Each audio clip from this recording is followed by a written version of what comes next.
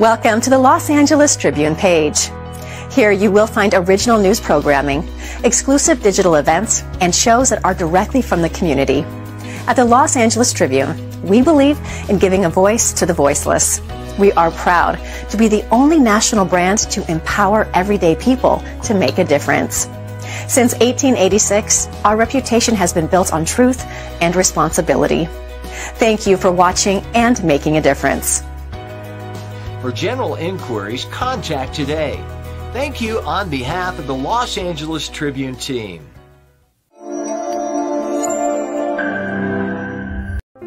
Hello and welcome to the Los Angeles Tribune. Since 1886, our name has been a part of the world of journalism.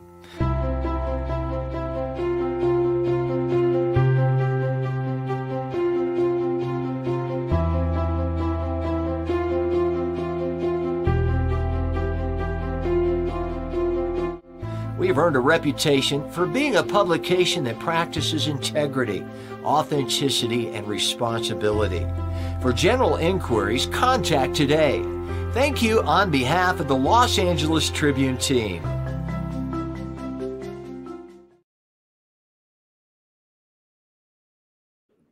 Hello, everyone, and welcome back to Global Book Lovers Week. We're here at the Los Angeles Tribune. We are celebrating authors, we are celebrating book lovers, and we are celebrating those that have made the decision to get their story into the world. It is such a delight to be back with you today on day 3 of our Global Book Lovers program, and it is a delight to introduce our co-host and the executive producer of this wonderful worldwide program, Ava V. Manuel. Welcome, Ava. How are you? Thank you so much, Alicia. Thank you for the introduction. What a beautiful introduction. And yes, we are so excited. This is day 3 of our Global Book Lovers Week celebration. We have upgraded the National Book Lovers Week into a National Book Lovers Day into a whole week, and we're making this global, and we're inviting authors. Thank you, Alicia. We are inviting authors to make their books known. I am sure that every author out there that decided to write their book, they didn't want it to be in hiding. They didn't want it to just be a message that sat on the shelf. So nominate your book, and there is a site that's rolling at the bottom. Nominate your book to latribunebestseller.com. Our editorial team will review it. We'd like to bring you on the broadcast, and we are so excited because today we are going global. In the past 2 days, Alicia, some of the biggest, most stellar best-selling authors have come on our stage. Some of them are Sharon Lecter, Robert G. Allen of 1 Minute Millionaire, No Down Payment, back from the 1980s, 1990s, who have sold, when there was no internet and social media, they have sold millions of books. Dr. Joe Vitale, John Gray, Men Are From Mars and Women Are From Venus, Dr. Joe Vitale, who's authored 93 books, and Dame Doria. And yesterday we also had, the obvious bestseller author, Bill Walsh, and Donna Campbell, who's the author of Abundant Soul. So there has been so many that have come along the last 2 days already. Tell me, what are some of the most powerful ones that landed for you when they shared their books? I have to say, Ava, what a wonderful few days it has been. But there were a couple of things shared on day 1 during the open. If you haven't seen day 1, I highly encourage you to open up to day 1. But Robert Allen was talking about having an iconic title for your book. And I thought that was so fascinating because Dr. John Gray mentioned that Men Are From Mars, Women Are From Venus wasn't the original title of his book, but he changed it. And it's a title that resonates when we think about Sharon Lecter, co-authored the book Rich Dad, Poor Dad with Robert Kiyosaki, right? There's something about that conversation and the intentionality about how to approach the book writing experience. And then, like Dame Doria always talks about, how to create a system and infrastructure to support the book, that I thought was a true masterclass in positioning, in visibility from individuals that are iconic in the literary space that collectively have sold millions of books. So I just think that this is what this program is about. It's about celebrating books, celebrating authors, but also giving our global audience key insights, principles, and mindsets that they can actually use to approach their own life. Because everyone has a story within them, right? So for those that are bold enough to put it out there in the book, there were so many practical tips and guides from individuals that have done it before, that have had immense success. And so that really resonated. And then I think it was just a reminder that everyone has a story within them. We heard about books that were fictional, non-fictional, commentaries on biographies, right? There are so many different styles of books. So I think that's my second. And then my last and third point here is that when someone shares their favorite book, it creates a ripple effect. So many people were giving suggestions, right, live on air. And I saw our other guests taking notes, but there are so many inspiring books. To see people light up when they talk about their favorite book is truly special. So my favorite book is Norton the Who. I think that's it's the elephant who says what he does, and he does what he say. And it's funny because a lot of the books that when we ask them, like, what's a book that changed your life, authors go back to a children's book. It's fascinating. And I'm like, me too. Like, my definition of integrity came from Horton the Who, and it's fascinating because it's really at the time when our minds are, shaped by what we absorb, right? What we read, what is told to us. So I think books for children are really powerful. The authors that are in the children's space, that are writing in the children's space, really have it for them to be able to encourage, inspire, and influence younger minds. So that's fascinating. And to me, like, the tips on the first hour alone, I remember when Sharon Lecter said, looking at the screen, there were 4 of them. She said cumulatively between the 4 of us that there is so much knowledge on books, and they have sold millions and millions and millions, probably 1 billion books between all 4 of them on the screen on day one. And yesterday, there's the first hour also. Actually, especially when it comes to Bill Walsh, people couldn't write fast enough. He gave all of the tips that you can get when you have given out or announced your cover of your book, not even your book, just the cover of your book. What are the things that you can do to start building an influential platform? And that was yesterday. So I am delighted that today we go all the way to what part of the world, Alicia? We are going all the way to Japan. I'm so delighted for you to hear from our next author that will be sharing with you some of his key insights around happy money. You're going to be hearing from Ken Honda. He is a world-renowned author. He has sold over 9 million books worldwide. He is an international bestseller and the bestseller of this phenomenal book right here. And it's called Happy Money. There are so many insights that you can learn from Ken about life, about money, of course, but also about connection. And so he has just made such an impact. So we are honored to celebrate Ken Honda, to celebrate his international best-selling book, Happy Money, and to have you all hear from him during this really, really special segment that would be moderated and hosted by myself, Donna Campbell, and the CEO of the Los Angeles Tribune, Mo Rock, with Ken Honda. So, well, tell us a little bit more about this, because I'm intrigued. You flew to Japan to personally meet Ken Honda, along with our film director, Donna Campbell. And so as you did this interview, I know that you have had greater experience with him being in person. And what is it like to be in Japan, meeting some of the influencers in Japan and being able to interview Ken Honda in person? Thank you, Ava, for that question. I mean, it's truly phenomenal. So Ken, he's written Happy Money. He's written a book called True Wealth. He's had so many amazing mentors in his life and has traveled the world and really distilled so much wisdom into his teachings, his practices. He has a thriving YouTube community.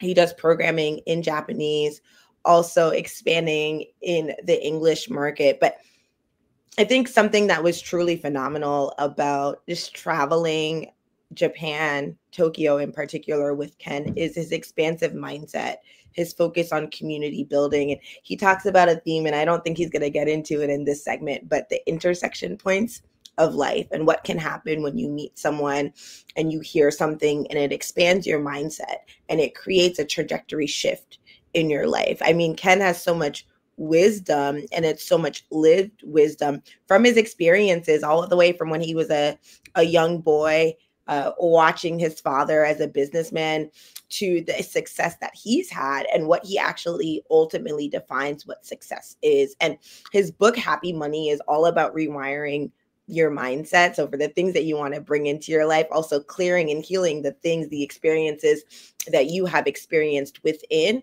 so that you can bring into your life and celebrate and value and truly receive all that everyone is meant to receive.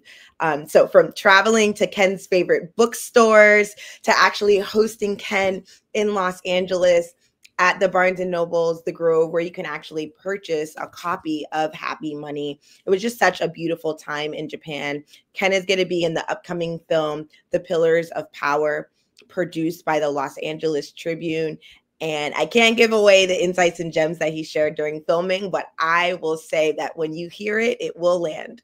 You know, I don't like to predict things, and I'm not a predictor, but there's so many things that he said. I literally had chills. I had goosebumps because I know that those words are going to impact someone. In fact, many, many people. So, well, you know, I did mention about Barnes & Nobles, and we have Barnes & Noble events. We've partnered in the Los Angeles with the Barnes & Nobles and hold in-person book launches, book signings, and we bring in panels of different speakers. We've had Marie Diamond also have a launch in Barnes & Noble. So it's something that we love to do for authors. I love that you have mentioned that for Ken Honda, but I am excited. I know that this, let me tell you, this right now at this time is about 1 a.m. in Japan. So we got to pre-record this. We had the honor of pre-recording that Ken Honda, although he's going to be watching this live. So my encouragement is that you engage on the chat as if it's live.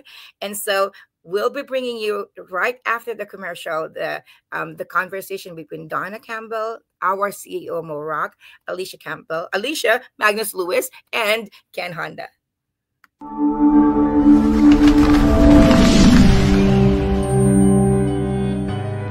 Welcome to the Los Angeles Tribune page.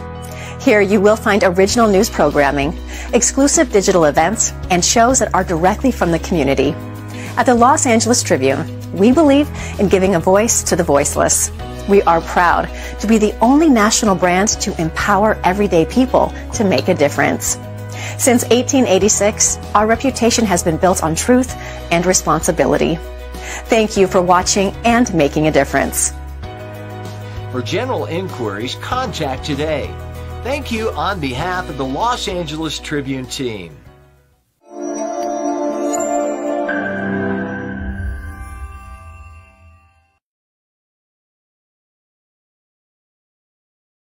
And arigato, because you are such a huge part of the Los Angeles Tribune movement. And with that, I want to first of all ask Donna Campbell and Alicia Magnus Lewis, my two co-hosts that will be taking the lead today. How excited are you to spend some time with the author of Happy Money, the man known as the Zen Millionaire, a man with a global influence, a international keynote speaker, the man that taught us all how to have happy money in our lives, the legendary Ken Honda, who sold well over 8 million books around the world, one of the top-selling authors in the nonfiction genre in Japan and around the world. How excited are the two of you to be able to pick his mind today here as we head into 2025? Donna Campbell, please. You know, I can't think of a better way to kick off the new year than to talk about money, abundance, prosperity, manifesting, all of those things, because those are the topics that are relevant today, especially at the new year, where people are looking at really creating what they want to have moving forward in the future. And I'm truly honored that we have Ken with us today. Alicia. I love that, Donna. I'd like to say arigato. Thank you, Ken Honda, for joining us and blessing us with your presence. Ken Honda is such an advocate for spirituality and coming to oneness, accepting where you've come from and understanding that there's so much abundance in this world and there is another way, and kind of reshifting and shaping people's own dynamics with themselves, with their own experiences, and how they show up in the world to bring more abundance into their lives, into their homes, into their families, into their communities. And so I'm thrilled to have this conversation with Ken today and with you all as we kick off 2025 and we think about how we can quantum leap in our personal lives and our professional lives. So arigato, Ken. Thank you so much. And before we bring Ken Honda here on the virtual Los Angeles Tribune stage, I do want to thank several folks that helped make this possible. Donna Campbell, Michael Silvers, our vice president. Our thoughts go out to him. He's in a region of the United States where electricity has vanished. So hopefully he'll be back on his feet here soon. And I want to thank a wonderful organization that, just like the Los Angeles Tribune, is focused on using media as a force for positivity, and that's TNL Media Gene. TNL Media Gene, a fantastic organization that I endorse that does incredible work. And with that, we want to bring Ken Honda up here on the stage. Ken Honda, welcome to the Los Angeles Tribune virtual stage. Welcome, and thank you for taking time to be here. Our first question, as I step back and let Alicia and Donna take the lead, is what is the difference between money and happy money? Ken Honda, please. Thank you so much. And I'm so excited to be with you. I'm joining you from Japan. And this is my greatest joy to be able to share my insight on money. I think there are two kinds of money. One, happy money. The other, unhappy money. Happy money touches your life. When you receive money, you feel so happy and grateful. And when you receive it, and also when you spend it, it brings you a smile. You feel so good about paying the bills and just appreciate the people at the restaurant. Thank you for the beautiful food. If you can relate with your money that way, that is happy money. But on the other hand, if you feel irritated and frustrated when you receive money, and when you feel squeezed when you pay bills, that is unhappy money. So it's a difference. The same money, but it's up to you. If you relate with money in a happy way, it becomes happy money. And if not, that becomes unhappy money that keep you frustrated.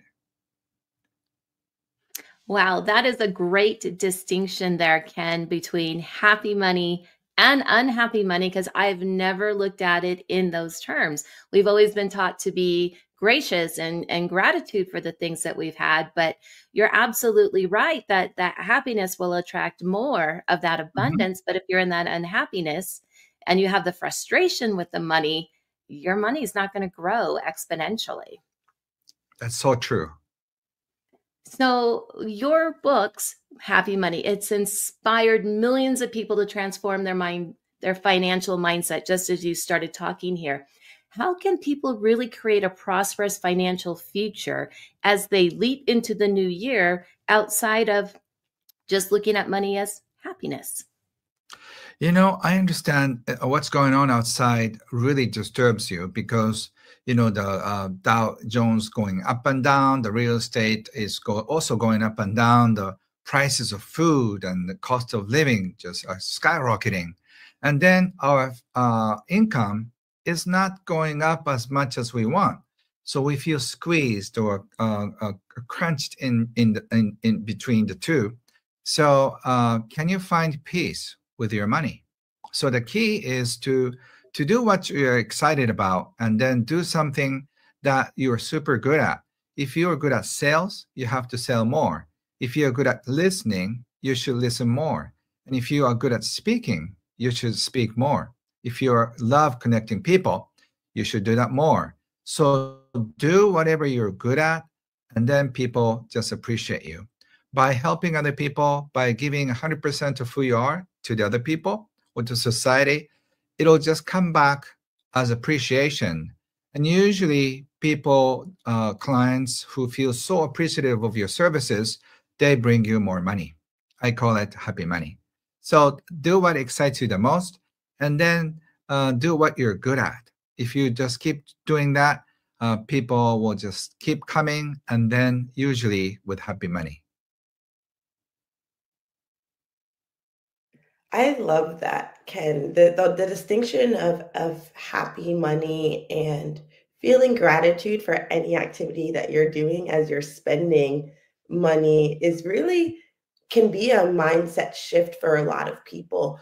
For those where this is a completely new concept and they still may have internal resistance around their finances or around how they engage with money, what are Right. some practices or principles that they can think about to start to reshape and reshift some of those mindsets and go within before they start engaging with the world and spending and acquiring money so they can actually keep it? Right. So what's happening is that we tend to act cool. So we think just money is just numbers in your bank account, but it's not. It's just energy. It could pull you the worst and the best out of you. And money pulls out the best emotions and the worst emotions. So you can be so happy with money. You can be so joyful and excited. At the same time, money can pull out the worst from you. You get frustrated. You could be the meanest person on the planet. You know, we remember our parents, they were the nicest people, and also they were the worst people. So the same thing goes true with the dealing with money every day. So what I would suggest is what my mentor, Wahei Takeda, who used to be called Warren Buffett of Japan, he said, he's one of the wealthiest individuals in Japan. And he said, the key to happiness and abundance is arigato your money. That means appreciating your money, both coming in and going out. When you receive money, just say arigato or thank you to the money. Because imagine your clients could have chosen thousands of other coaches, but they chose you to do business with you. So there are so many reasons that you appreciate the person who bring you the money. So if you just keep appreciating your clients and customers, they feel you. And then they'll be happy to bring more clients and businesses. When you spend money too, you always appreciate the people that you pay your money to. You know, you kind of expect that you get the appreciation from them. But in fact, the fact that you're paying somebody is that they're giving you the goods or the services. So you can be so joyful and appreciate the services at the restaurant or the goods that you bought. Like, for example, I bought this very little cute cat the other day, and this is so worth the money. You know, wherever I go, I kind of bring it, and it brings me so much happiness and joy. So when I found it and when I bought it, I said, thank you. I was looking for a cute cat like this, you know, and then it's kind of with me. This little one is with me. This little cat is called Sarah, but you know, she's with me. So when you find something that's so valuable for you, like thank you, I really appreciate you for selling this, and that becomes happy money. Ladies and gentlemen, we're here with one of the world's best-selling authors, Ken Honda, as well as a special appearance from Sarah. So thank you for that special appearance, Sarah, for popping in. And you're really talking about the power of gratitude. And there we go. And one of my mentors, Ken, is Dr. Joe Vitale. He's my mentor and a good friend of mine. He talks so much about gratitude, and he's been on our platform teaching the concept of gratitude so much. And, you know, something that I want to delve into is when it comes to happy money, Ken, what I've noticed is that there's a lot of people, as they go up into the levels of success financially, a lot of times as individuals and entrepreneurs get to a certain level, they have deservability problems, where once they start making a certain amount of money, they start having fear. They start thinking that something negative is going to happen now that something positive happened. Maybe they believe that now that they made a certain amount of money, other problems will come with it once they reach a certain threshold. For your students that have dealt with this particular problem, how can you help guide them to a solution? Ken Honda. Thank you, Mo. It's such a beautiful question. So the key is to really be content with where you are. So the problem is that the more income, the more money you make, the more money you spend. So you always feel like you're drowning in the bills, the mountains of bills. So you really have to appreciate your money, and then you feel content. Unless you're content with what you got, you cannot really feel happiness. So there are two more important things in life. Go after what you want, and at the same time, you have to be content with what you receive. Otherwise, you cannot really enjoy what you got. Incredible, powerful answer. Thank you so much. And Ken, in your years of teaching and mentoring and helping, is there a question, a problem that you have noticed is a lot more common than somebody may realize, a reoccurring theme? What are some of the what is the most reoccurring problem that you have felt as a teacher and noticed as a teacher in your students? A question that you often get. Our audience would love to know. Yes, I think it's so easy to forget to appreciate where we are. So one of my students, who was a single mom at the time, she was complaining about her little pay. And then I asked her, what are the things that you can appreciate about? And then she said she got hired without a college degree. So she started appreciating her boss, and then she got a big raise and bonus.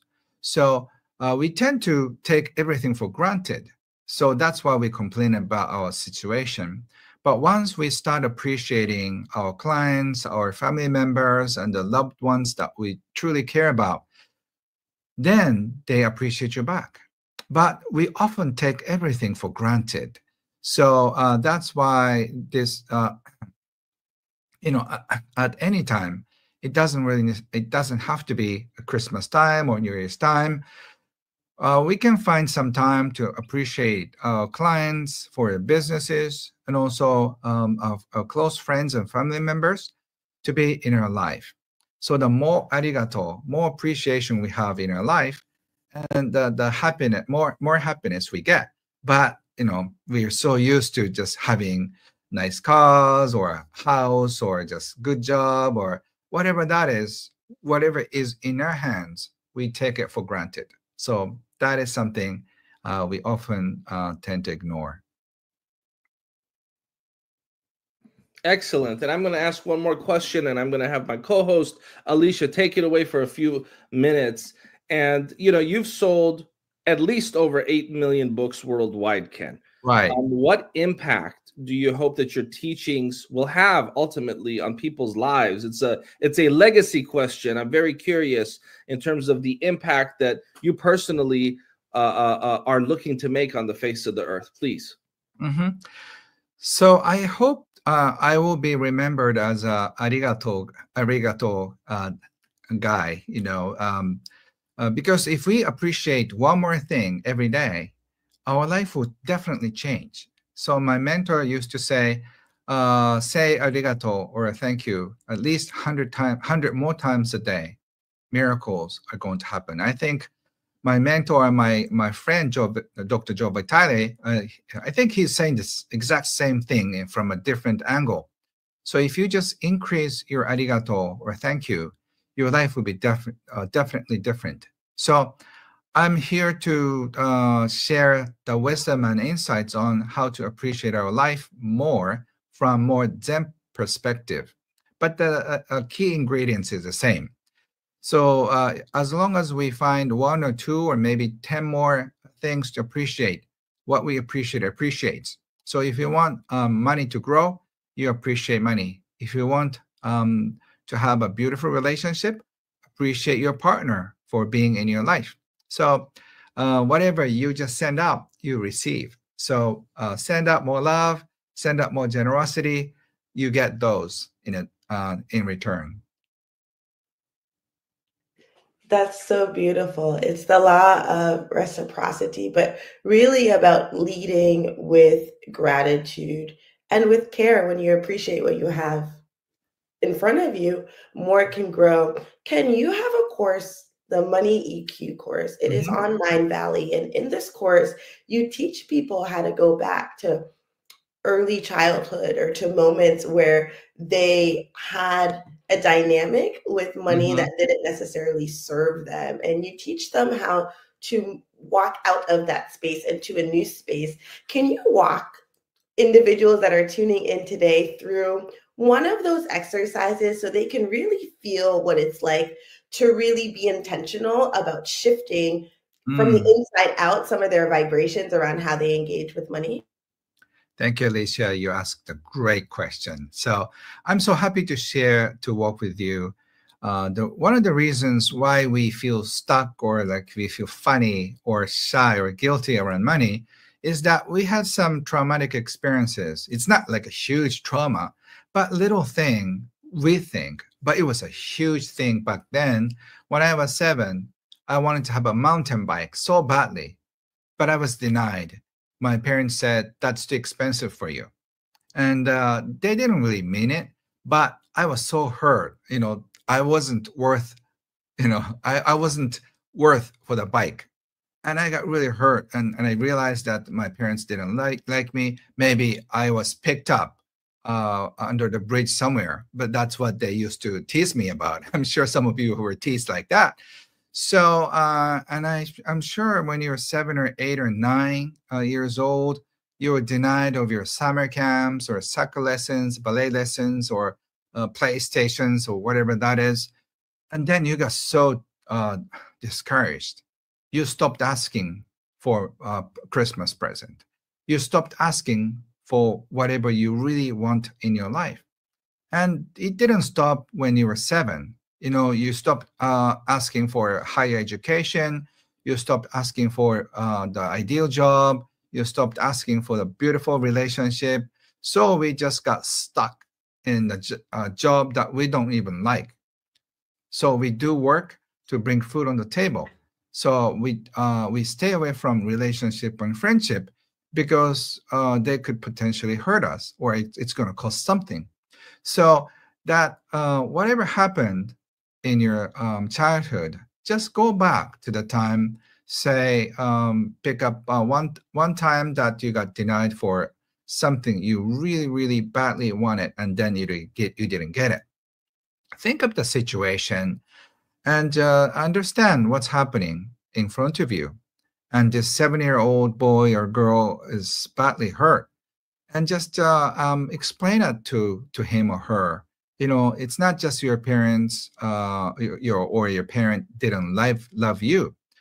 They just didn't have money, or just they thought it's too early for you. That's why you didn't get it. It's not that you're not lovable. That's why you didn't get it, right?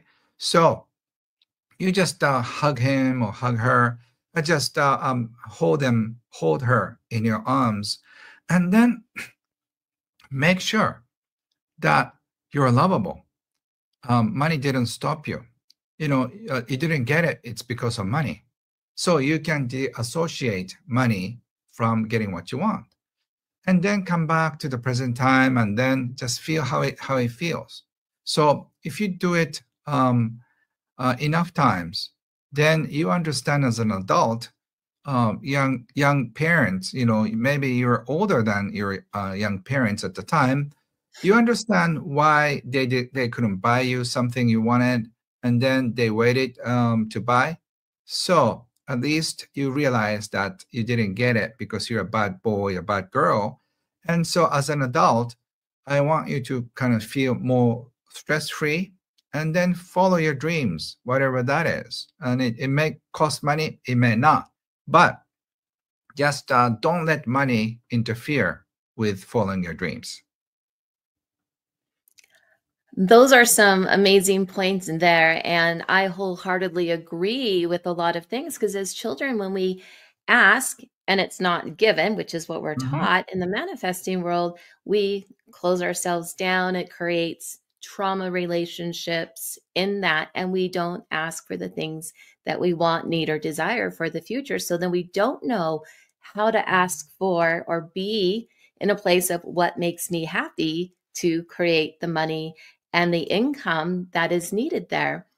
Oftentimes I've seen that those types of relationships break down a person's energy, and they break down a person's energy field moving forward.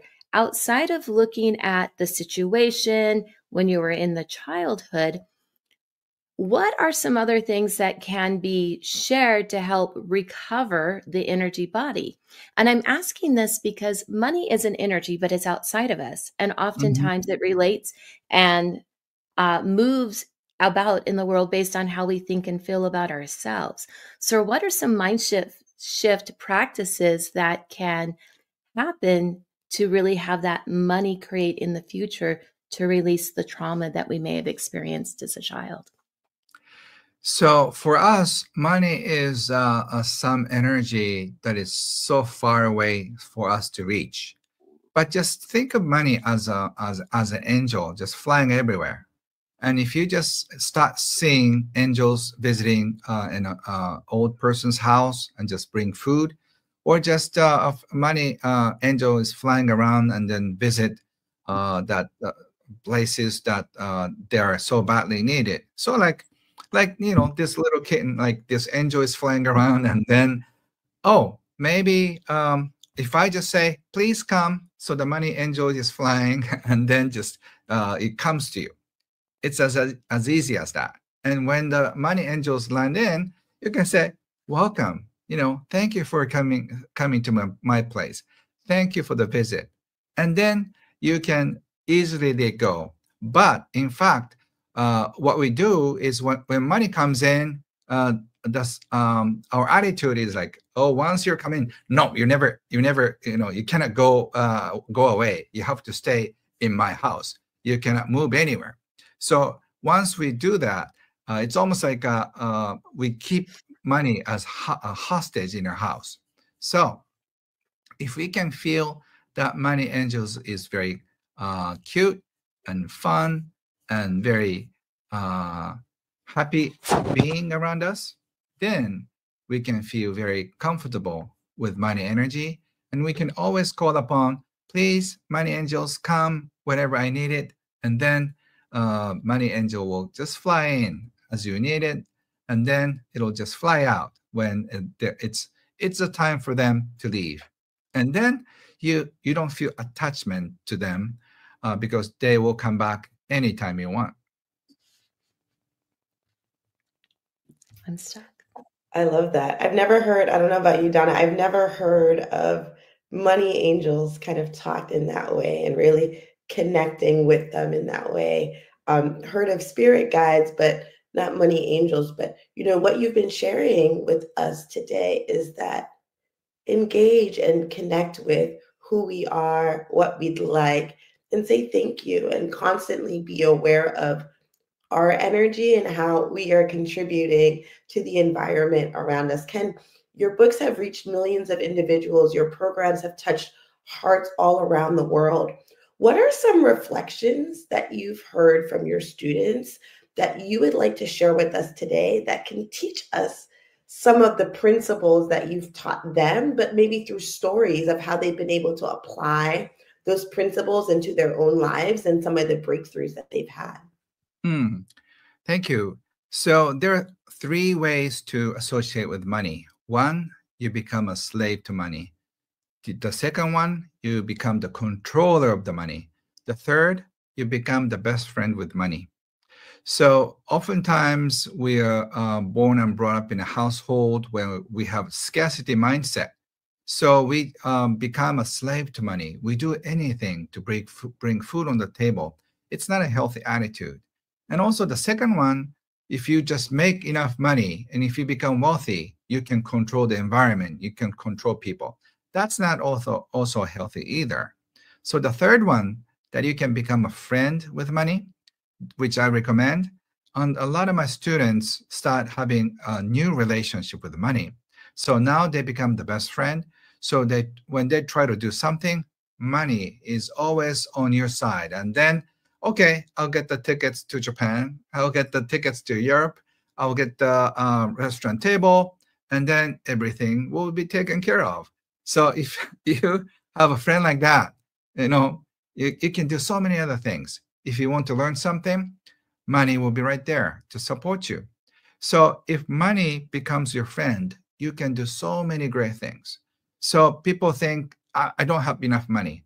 I'm not a billionaire, you know, and then my parents are not Rockefeller families or Bill Gates or whoever that is. But I have witnessed so many students achieve their dreams without any money.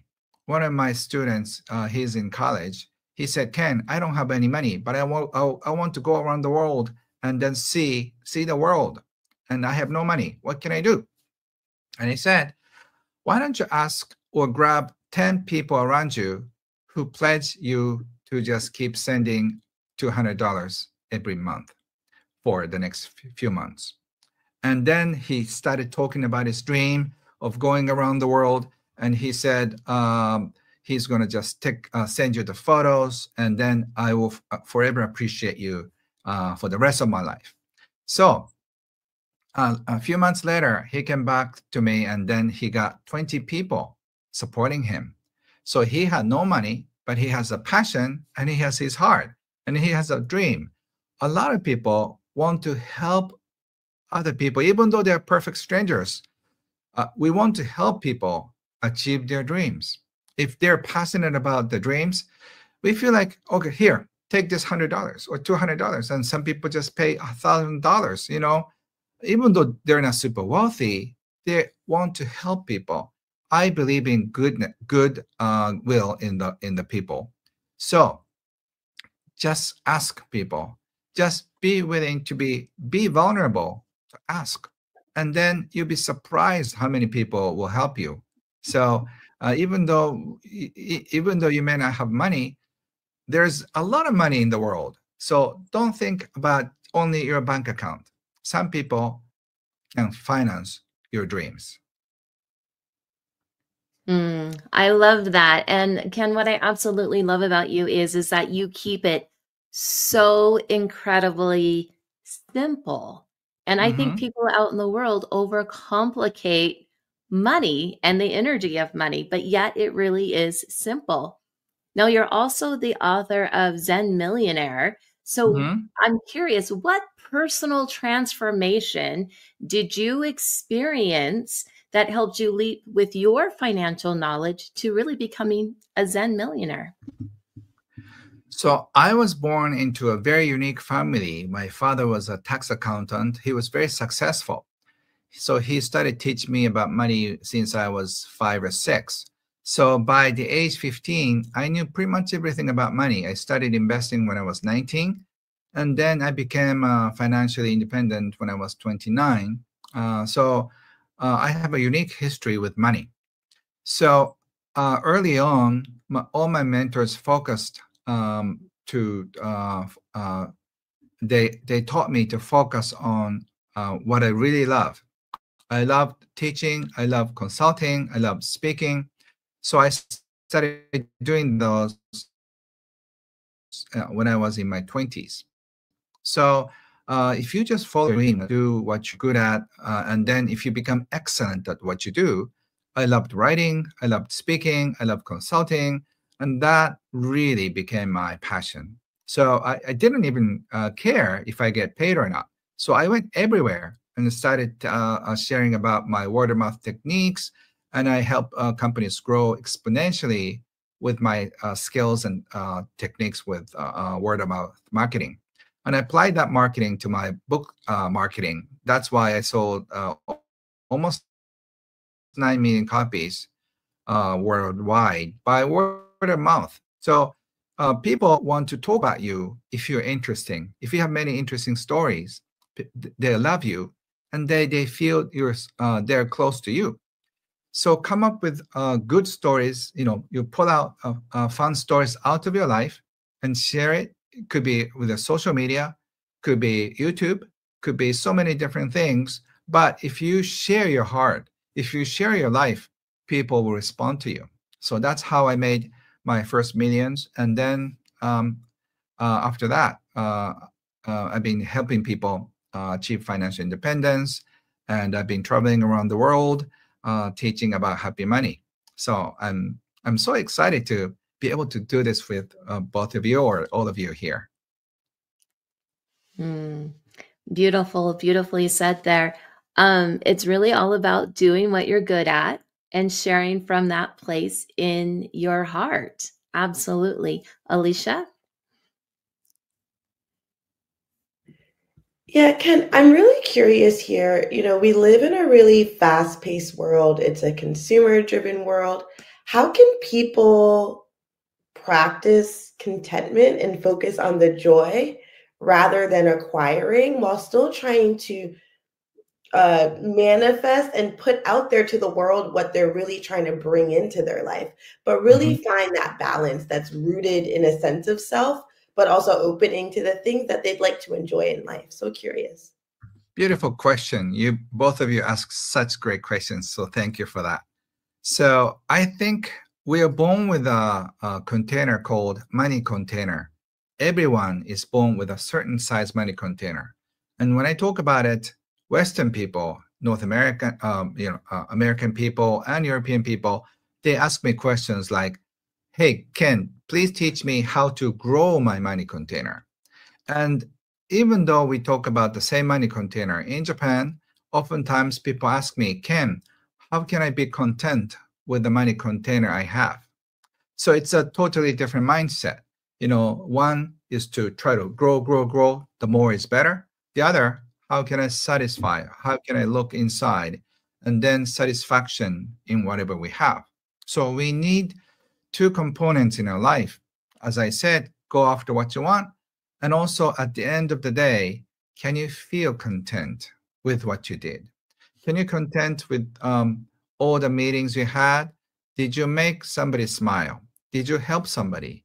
And if you feel like you were helping somebody, and then you can find satisfaction in you. So how much money you receive, don't count the numbers. Just feel the appreciation that you could be of any service to them.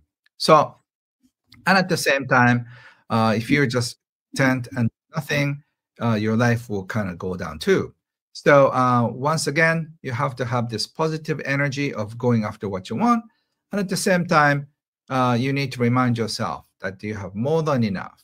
So this feeling that you have more than enough is really the abundant mentality. And if you don't have that, $1 million in bank account or $1 billion in a bank account, in your bank account, doesn't satisfy you. So you have to be very careful to go after what you want. And at the end of every day, feel 100% content with where you are. Ladies and gentlemen, we're here live with Ken Honda, a living legend who's giving us all a true masterclass on happy money and the psychology behind money and how it plays in our lives. And it's a subject matter that we, as a global community, don't spend enough time thinking about. And so we're grateful for teachers like Ken Honda that are teaching us very important principles. And Ken, you know, I've heard a lot of different definitions of the word wealth over the years. Many people have different ways of looking at this word of wealth, what it means to be wealthy. I'm really curious, what does Ken Honda believe true wealth is? Please. Thank you. That's a beautiful question.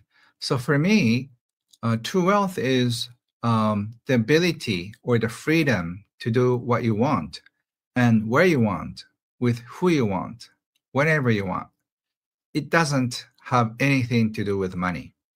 So if you can know what you want and who you want to do with and where and when, you are truly wealthy person. So you need to just know who you are. Otherwise, you cannot find true wealth for you. It's probably very different depending on the individual.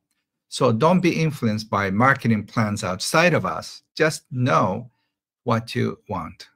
And then you can find your true wealth in your own definition. Incredible. And as we wrap up here, we have about 10 or 15 more minutes left with the legendary Ken Honda. Ken, self-worth. Yes. What is the relationship between self-worth and money, between self-worth and achieving financial peace? And how can people begin to value themselves more, please? So we often think that because of our low self-esteem, we cannot get money. So, and it's true. We have something called money blueprint. According to our personal money blueprint, we decide how much money we make, how much money we spend, and how much money we keep. So some people are very good at making money, but they're bad at keeping money. You know, they're just spending too much, or they're in debt, or they just mess up with their investment. So how much ever you make, how much money you have is directly related with your self-worth. So work on your self-esteem. So if your self-esteem goes up, you feel you are worthy of receiving abundance. For example, most of us have this funny feeling around money. We feel ashamed of money. We feel guilty of money. Financially challenged people, or those people who had a tough childhood, they tend to feel they're embarrassed or just shame around money. We didn't have enough money. I'm so shameful because I don't have a good clothes or good cars or good job. And wealthy people, on the other hand, they feel also negative feelings as well. Oftentimes they feel guilty because it's not the money they made. It's their parents' money. It's their grandparents' money. It's trust funds money. So they feel like they are not worthy of the money they have. So either way, your self-worth is low. So in order to enjoy your wealth, you need to receive what you're worth. So you can love more. So that's why loving yourself and just doing what you love really matters. Because if you hate your job, and then if your self-worth is low, you receive money, you make money out of sacrifice. So you exchange your life force energy with money. So even though the money comes in, you want to get rid of it because you don't like the sacrifice energy in your life. But if you just make money out of love, then you want to keep the love around you. So if you think money is bad, you don't want to keep bad energy in your house. So if you think money is stinky, you don't want to keep it in your house. You want to just put it in a garbage box and then bags, and then you want to take it out. That's why people who make stinky money, unhappy money, they want to take it out next morning. That's why they spend the money they make. So keep nice aroma money, beautiful money. Invite happy money in your house. That's how you want to keep the money in house. So don't make stinky money and keep it in your house. So you know what I'm talking about. So you can tell when you touch your heart, is this happy money or not? If it's not happy money, you should change the way you work. How do you really know and understand if you're ashamed or embarrassed about money? Because oftentimes people start there, but then there's also a deep-seated fear around the money. How do you really know and uncover your true emotional belief system with money? Right. So sometimes we feel numb about money. But when we feel we want to raise, a lot of times I get a lot of questions about how to raise your fee because all the prices are going up. So you need to know, you know that you need to raise your fee or the price of the work or your salary.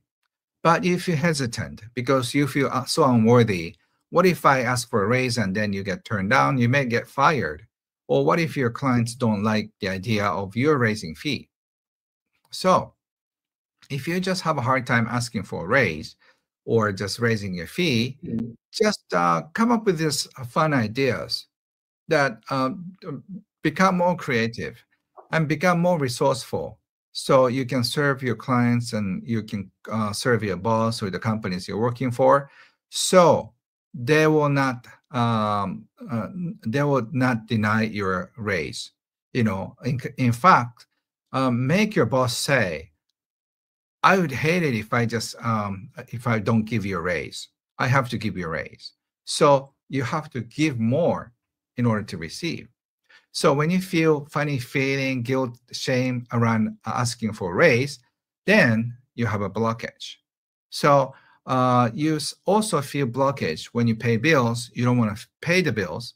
You want to keep the money because you have this money anxiety. So if you have money anxiety, also that creates a blockage. So you can let go and heal your money blockage whenever you find it. So as long as you keep healing your money wounds, and then you have a happier, healthier flow. So pay attention to your emotions around money, because it's very tricky. If you try to avoid the money, and then you avoid the opportunity to receive money and give money. Wow.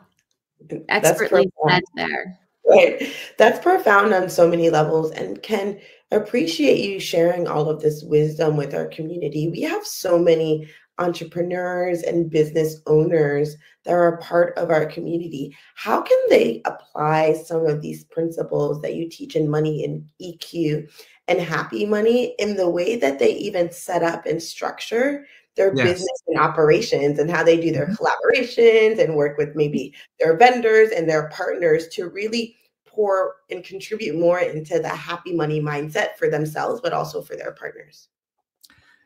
I come from marketing background and also accounting consulting background. So even when I talk about money EQ and thank you money, people think I'm a very spiritual person. I am, but at the same time, I'm very practical.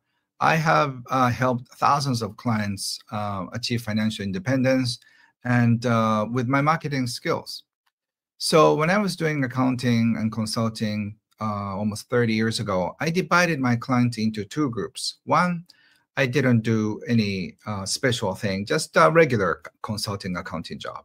The second group of clients, I brought in some gifts, some Japanese tea or chocolate or something small, like a book, like $5, $10, $20. And look what happened. 6 months later, from the group one, I got some referrals, which is great. But the second group, so many people appreciated me for just doing business. And then, in fact, one of my clients said, why don't you bring a box of my name cards? So I'll just pass it on to my friends. So when you show your appreciation to clients and customers, they'll respond. So I'm known as a Zen millionaire, but I'm often called Kenta Claus because I give so many things. I have special pens to give whoever meets me in person. So, I'm fairly well known. So when I take a walk, people just spot me. So whoever spot me and say hello, I give my pen.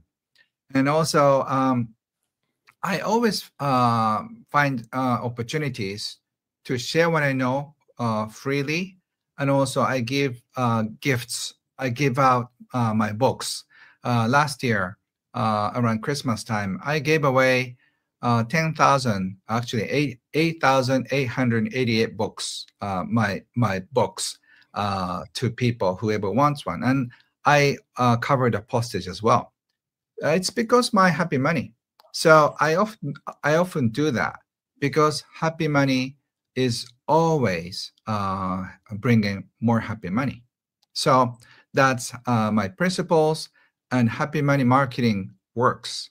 I've been experiencing that for the past 20-some years, and I have helped thousands of clients achieve their financial wealth that way. Incredible. And what a wonderful gem for the entrepreneurs to learn. Do not be stingy when you're interacting with people. Be generous, be friendly, be giving, be respectful. And that word respectful is something that should be integrated more in our culture, especially here in the United States amongst entrepreneurs. One of the reasons Japan is my favorite country in the world to travel and to talk with and to visit with the Japanese people is because they have so much respect in the culture. And it's one of the beautiful things about the Japanese people, and many of them are watching us right now. Yes. And I want to thank you, Ken, for being a part of this international broadcast. And I want to give a lovely shout out and a thank you to all of the Japanese people watching from around the world. And we hope to use the Los Angeles Tribune platform to spread that principle of respect that I believe the Japanese people understand better than anyone else on the earth, especially amongst business leaders. And so I just wanted to give a big shout out to the beautiful people of Japan. And Ken, I use this pen when I write notes. Whenever I hear you speak, this is my favorite pen. Oh, okay. And if it looks familiar, it's because this is the pen that you purchased for our good mutual friend Doria Cordova, who then regifted it to me. So just wanted to bring the pen out and give a shout out to that. And as we wrap up here, I want to also make the announcement for the first time that Ken Honda is going to be featured in a brand new motion picture, an international film called Pillars of Power, alongside Dr. Joe Vitale and John Asraf and many of the original cast members of the blockbuster hit film The Secret, which of course was still today is considered one of the biggest documentary films of all time in self-help. And many of those cast members are in our new film, along with other brand new leaders. And Ken, I wanted to just make an announcement right now for all of the folks and welcome you to the LA Tribune Film Division as a cast member of this incredible project. And we'll have more information about this coming soon. And so just as we wrap up here in the last couple of minutes, I want to give the floor to you, Ken, for you to share any final thoughts that you might have in your heart for our community. Of course, as you know, this is an international community. Many people that are watching are fans of yours, supporters of yours, read your books. We even have a few students of yours that are in our community. So we'd love to give you the floor for you to share some final principles that our community can write and take notes on. I'm going to go back and use my favorite pen to take notes. Ken Honda, please. Thank you. Thank you, Moe and Donna and Alicia. Thank you so much for the opportunity, the Los Angeles Tribune people. I so appreciate each one of you who's involved with this show. I think the key to happiness is appreciate what you have. And also, another fun key to attract abundance is appreciate in advance. So we can all appreciate future books that you're writing on, your future stores, your future project. So whatever you appreciate will come. So let us pre-celebrate whatever the worth, whatever the thing you want to attract. Is that money or partner or your new opportunities? We appreciate, thank you in advance, and then it'll show up. So thank you so much in advance for all the support you give us to Los Angeles Tribunes and also this great project. And also, I'm just sending you lots of happy money energy to you. So you receive so much abundance with money, your peace of mind, and also generosity and love to your life. Arigato. Thank you so much. Arigato. 日本の皆さんもありがとう。So beautiful, so beautiful there. Thank you so much for being with us here, Ken, with us today. ありがとう。ありがとう。Arigato.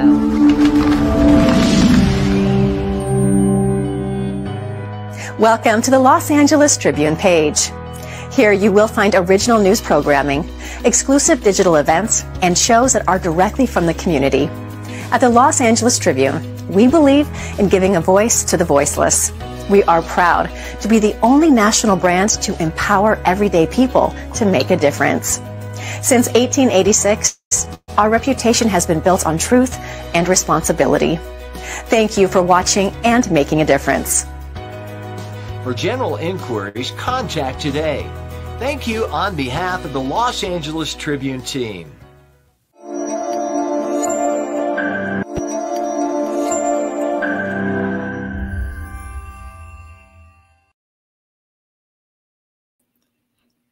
Welcome back. Oh my gosh, what happened?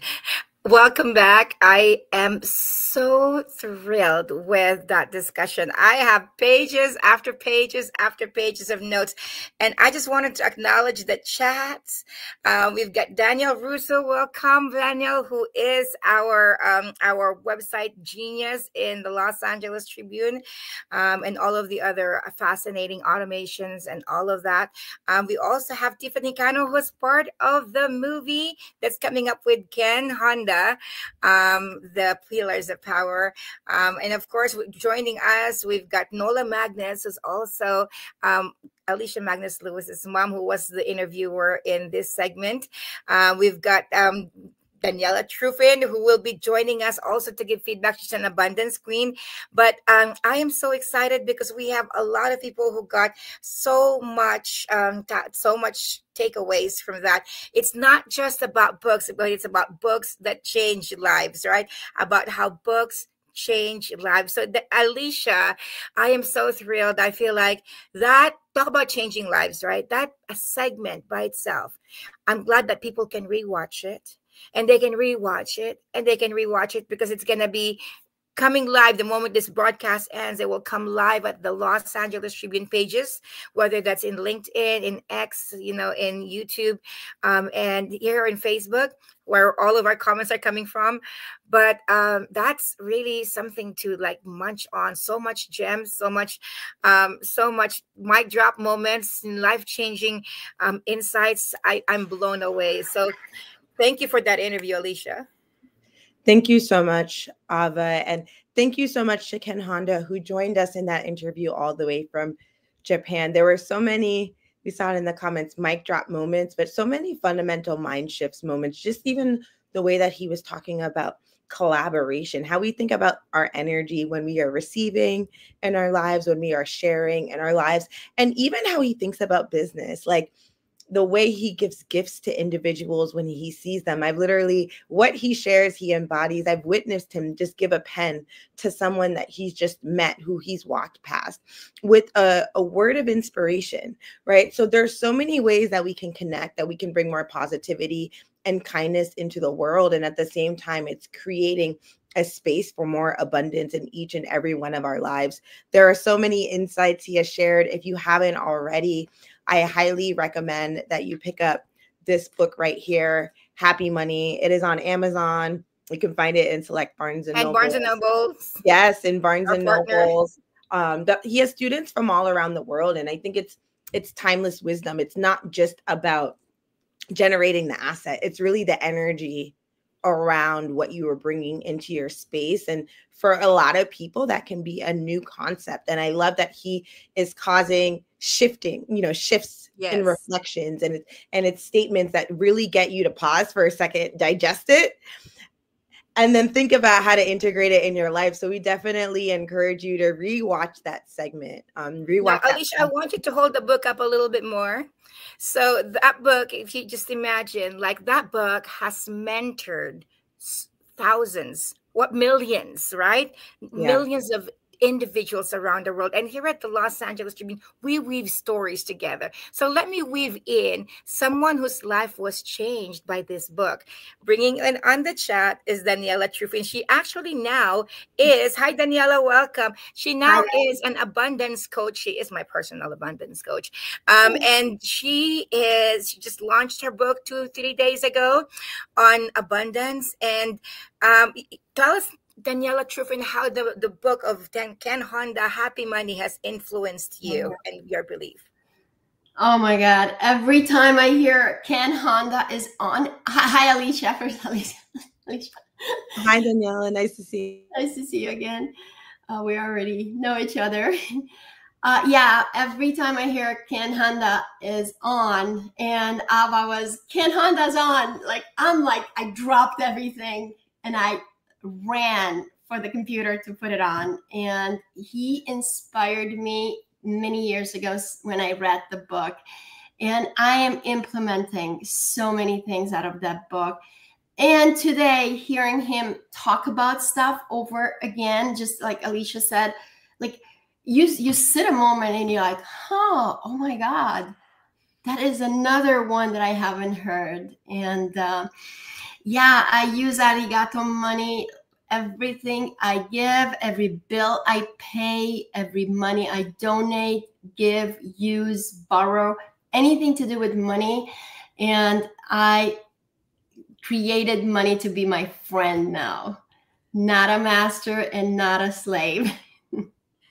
So good, Daniela. So you lit the whole chat up. I'm like, this is how, we always say that in the Los Angeles Tribune, this is a co-creation, especially at the Books Change Lives broadcast. This is a co-creation. As we see you in the chat, we may message you. This is not the first time. We'll message you in the messenger and say, hey, would you like to jump in? You've got a lot of things to say.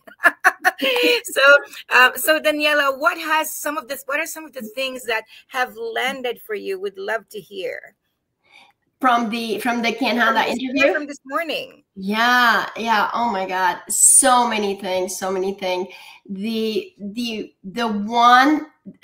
most important one that landed for me is how people treat money like it's a what do you call it? Like a throwaway, like, oh, or I'm going to hold on to money. I'm not going to give it to anyone.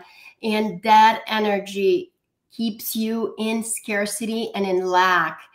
That I learned this from Ken Honda many years ago when I read the book, that give to give, like whenever, give your time, give your money away, help others, support others, be in contribution with money everywhere that you are able to.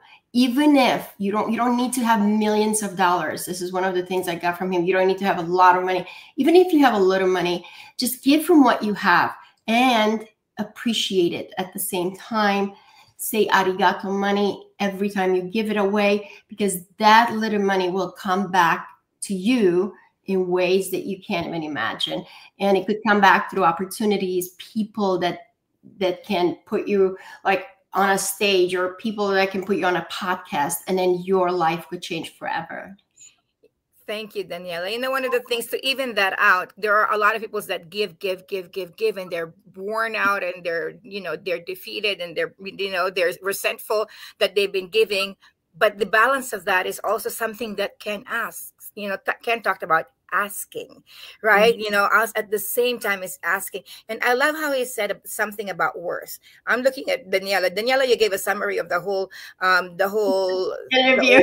The whole thing. You were writing everything, but there was something about here. How much money you have is directly connected to your worth. Yes. And so like we get to reflect at, I'm personally reflecting, I'm at, where I am at the level of money, because, money has different satisfaction levels, different needs, different, demands, right? In our different stages in life. And, reflecting at where in my worth do I get to up level to be able to get to the next level of finances. So a next level of opportunities, next level of generosity. It's not just about money to have money, but it's a money to be able to expand, money to be able to give, money to be able to create, right? So the balance of both that, and it's giving, and it's and then to get to that level of worth, there is inner work. Ken talks about it all the time. You got to do some inner work. The example he gave, Ava, is exactly the example I have in my book with when I was 7 years old, right? He said, like, what did you ask your parents for? What did you ask and you never got it? And remember, I was asking for a doll on my birthday. And my mom said, there is 10 of you. There's only one salary. We cannot afford it.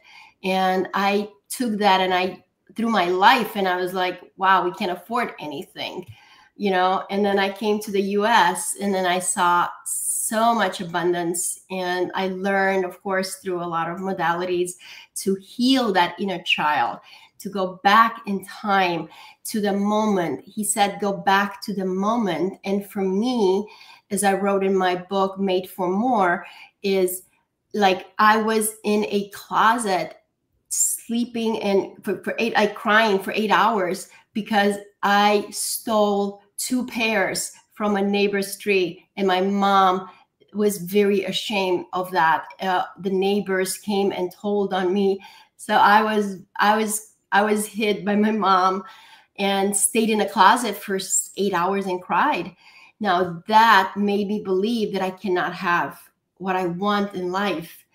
Oh my God. Took a lot of inner work to go back to that little Daniela and hug her and said, hey, it's okay. You know what? In the future, Daniela that is living the life that you always wanted, has everything, is so abundant to a point where she teaches others how to be abundant. So you are okay. You are amazing. So I hugged my inner child. And since then, I never go back to that memory with the same feeling. I go back and I see little Daniela smiling. So that's what inner work does, that Ken Honda was talking about. Thank you so much, Daniela, for sharing your story. It's so powerful to see where you identified a moment in your life and you reframed it. And, you know, it's something that Ken talks about often. Ken is on Mind Valley, the app, and he has a course. I have him on Mind Valley. Yes. And I have the Mind Valley app with all his teachings. Yes, but you know, you shared your own reflections and where your breakthrough comes from. And Ken teaches that in his Money EQ course, and he teaches you to go back to those moments in your life. So for any of you that have been moved by Daniela's story and the influence and impact that Ken has had on her life, or anything that Ken has shared, he walks through it in his course, Money EQ, to actually help go through healing, right? Because mindset is one thing. Healing starts from the inside out. And then when you're able to connect and bridge the two, that's when you have real impact and long lasting transformation in your life. So thank you. So good. I'm so excited. I want to give you guys, like, and to the audience, if I may, a tip that I also learned on how to, when you go back to your inner child or to that one memory in your life. It doesn't have to be, it could be like anywhere in life, but you go back to that memory. And what I've learned is you imagine exactly the moment that it happened, like you are on a screen, and you choose your 2 favorite colors in the world. And oops, sorry. Blue.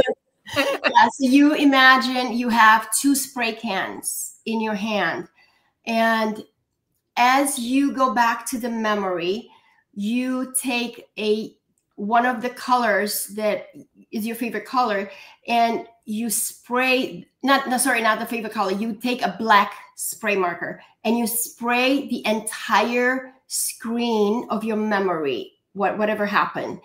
And then you take your favorite color and you put a face with a smiley. You know, one of those yellow smiley faces, you put a smiley face on the memory that's been dragging through your life and keep you from the life that you love. And every time when you do this, every time you go back to the memory, like I do, I go back to Daniela in the little 7-year-old in the closet. All I see her is on a smiley face because I already shifted that memory with a happy one. Wow. Well, this is the perfect transition to our next speaker. I don't know how, but we weave stories together at the Books Change Lives. I'm here at the Los Angeles Tribune celebration of Global Book Lovers Week, because our next coming speaker, thank you, Daniela. Thank you for joining us in giving the review of the segment of Ken Honda.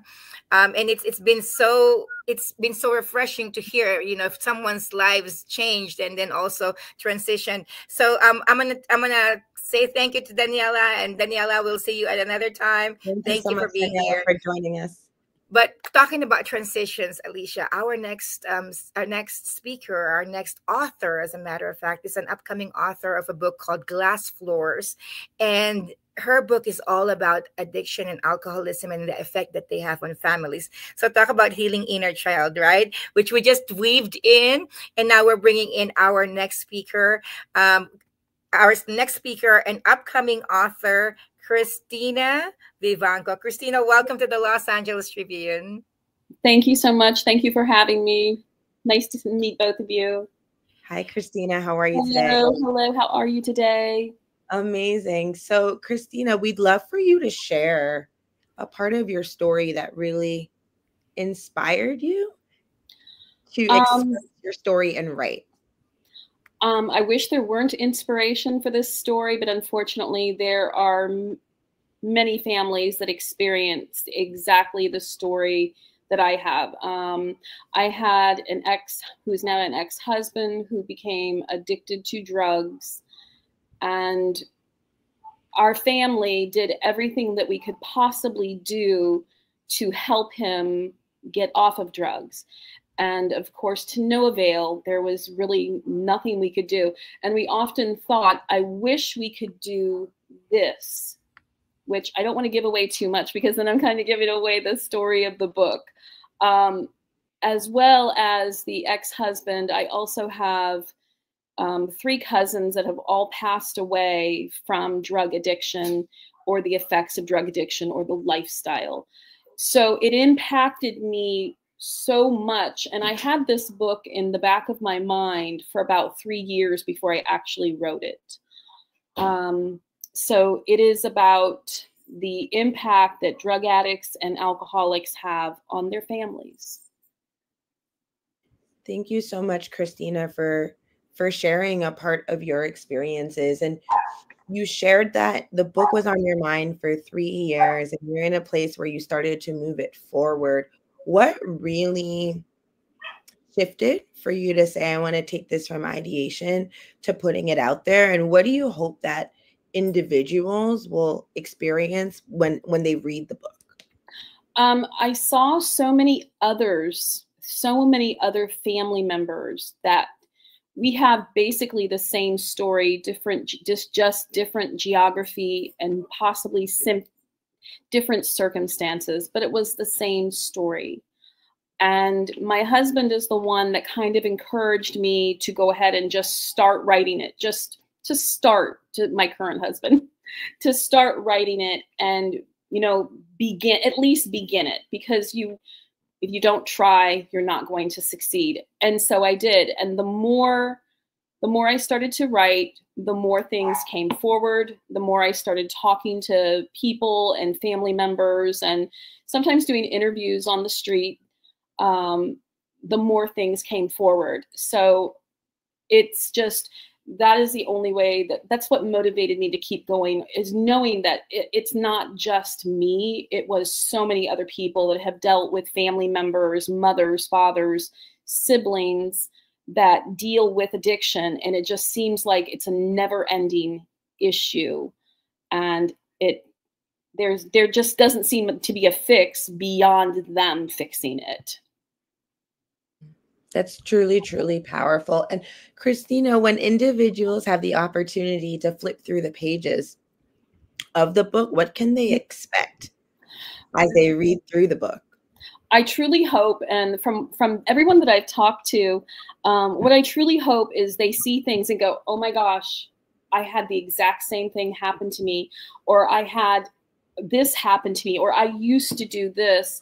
One of the things that I sometimes tell people is I used to hide my jewelry, my keys, and my debit card in a different place every night when I was with my ex-husband, because I knew what he would do. He would end up with my car, and I hid him in a different place every night. And I shared that with someone recently, and she's like, oh my gosh, I did the same thing.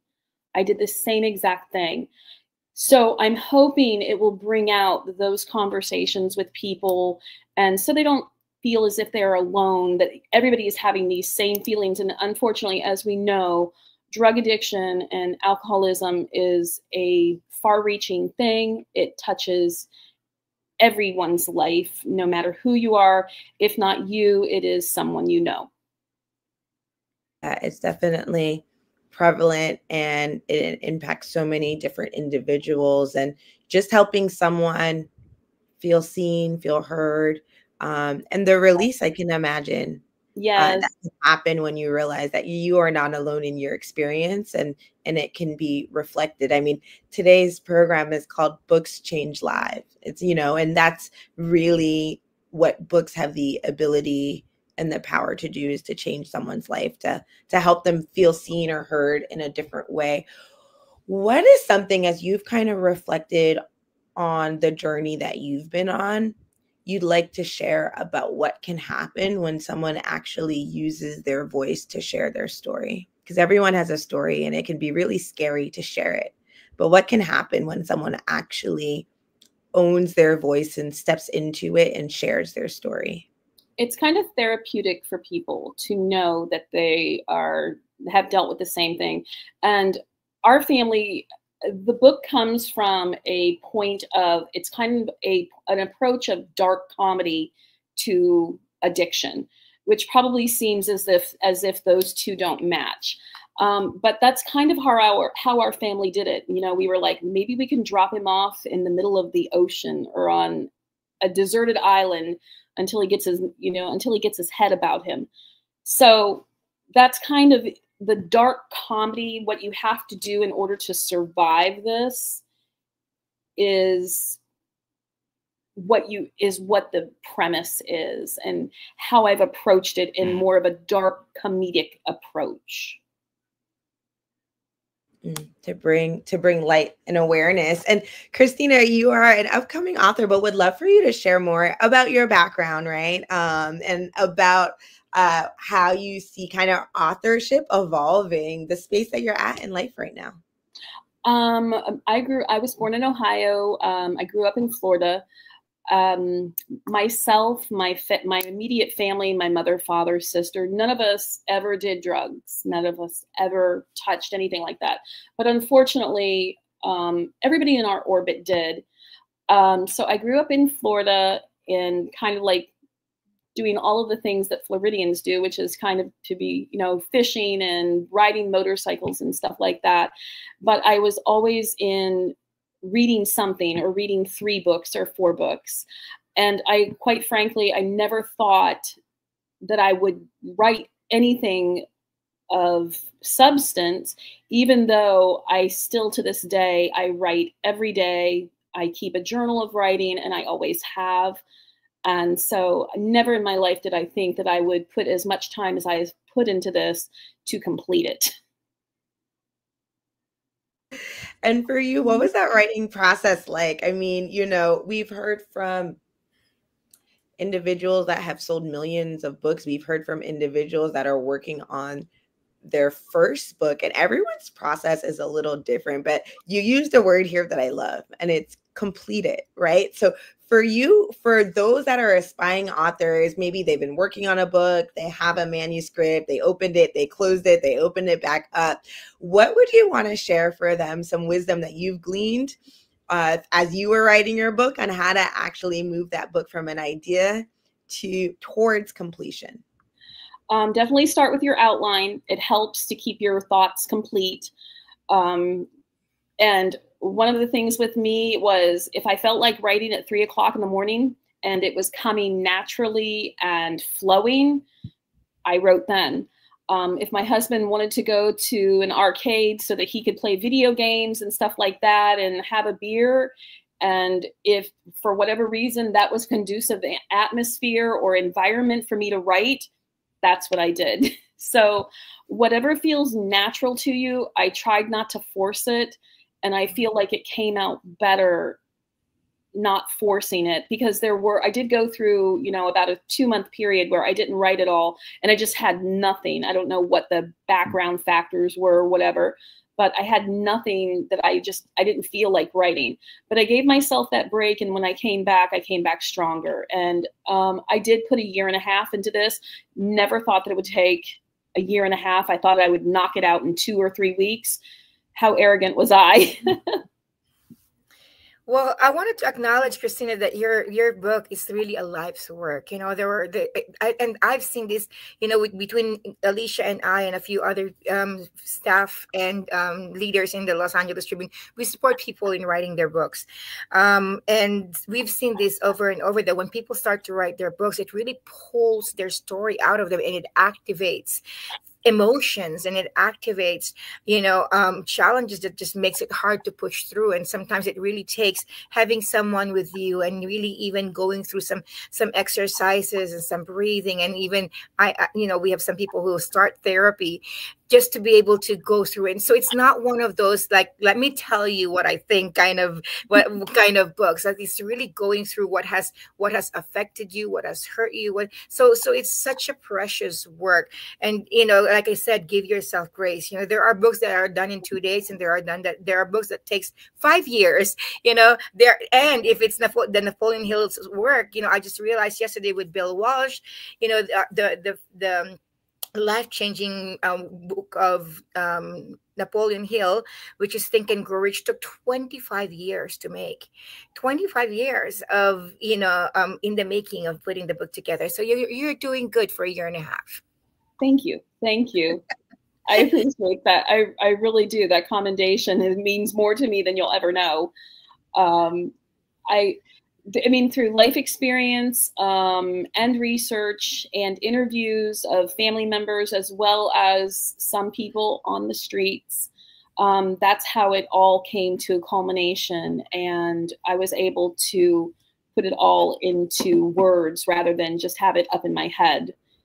So, yeah, that's so key. And Christina, I'm so curious here, what are ways that you nurtured your mind and your spirit as you were writing? Because as Ava said, you know, writing can take a lot out you. It puts you in a place where you are reliving some of the memories that you went through that you maybe hadn't revisited in some time, and maybe you had, right? But like for you, what was that process like of nurturing your mind and your spirit through that writing process? Sometimes it was really hard. Sometimes it was really hard to be the writer of a character that loosely went through what myself and the family went through. Sometimes it was difficult to put it down in words. It was almost like having a confrontation with a person you're an uncomfortable confrontation with a person, or having a conversation that you just weren't looking forward to. And that's sometimes how it was written. I would sit there and type, and it was just as if I had to have this conversation, and it was an uncomfortable subject, which, I mean, addiction is an uncomfortable subject in itself. Absolutely. You know, this is why it's so important to do self-care. And when it comes to self-care, I know one of the gurus of self-care that I've seen practice this so well to be able to like really balance herself out is Alicia. So as we have this conversation, I'm gonna bring it to Alicia. Alicia, you know, back to your question, what are some of the practices of self-care, you know, given the book of Christina that really becomes a difficult confrontation, like having a, you know, the kind of conversation that you don't want to have, and then having to like do that for like, you know, many weeks in your writing. What are some of the practices that you have done yourself that has supported you? Well, I did not see this one coming, but I love it. I mean, for me, and I think for everyone it's different, but it has really been about waking up and meditating. I found that just the practice of intentional breathing is key for me, and something that I practice daily. And for me, very similarly to Christina, it has been journaling. I found that journaling about the random thoughts that I have in the morning, or taking the time to revisit those moments that I haven't visited in a while, but maybe in a different way, or the memories I haven't visited in a while, but a different way, just hold space to get what's in your mind out, and to also think about it and reflect. And I've been journaling for many years, and I love to reread the journals and then annotate them, right? And think about what that experience was like from the mindset of now, you know, and then slowly finding the people for the experiences that you have in your life to actually talk about and share your stories with. I think so many people have experienced things where they think that they're alone and they're not. And when you say something or you have the courage to use your voice to share, it's kind of surprising how you can realize that there are people very close in your orbit that have had similar experiences. I think it looks different for everyone. I also love hiking. I love to be in nature. I love to be around water. And, you know, when you're around different people, you're speaking to different people, hearing different stories. It may not be your own, but nurturing space to hold space for them to share your stories, nurturing space to reflect on your own experiences, I think is so key. And I think it was a huge shift for me as I intentionally worked on my own nurturing practices, which Ava knows. I wake up quite early in the morning, at times 5 o'clock in the morning, often, to do my 2-hour nurture, right? So that I have a lot to give during the day. Well, thank you for that, Alicia.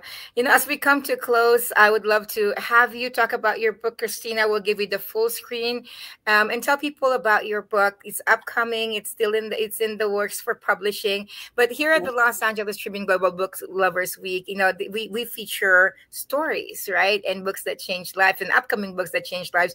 And this is actually amazing because Christina came to our orbit through our CEO, Mo Rock.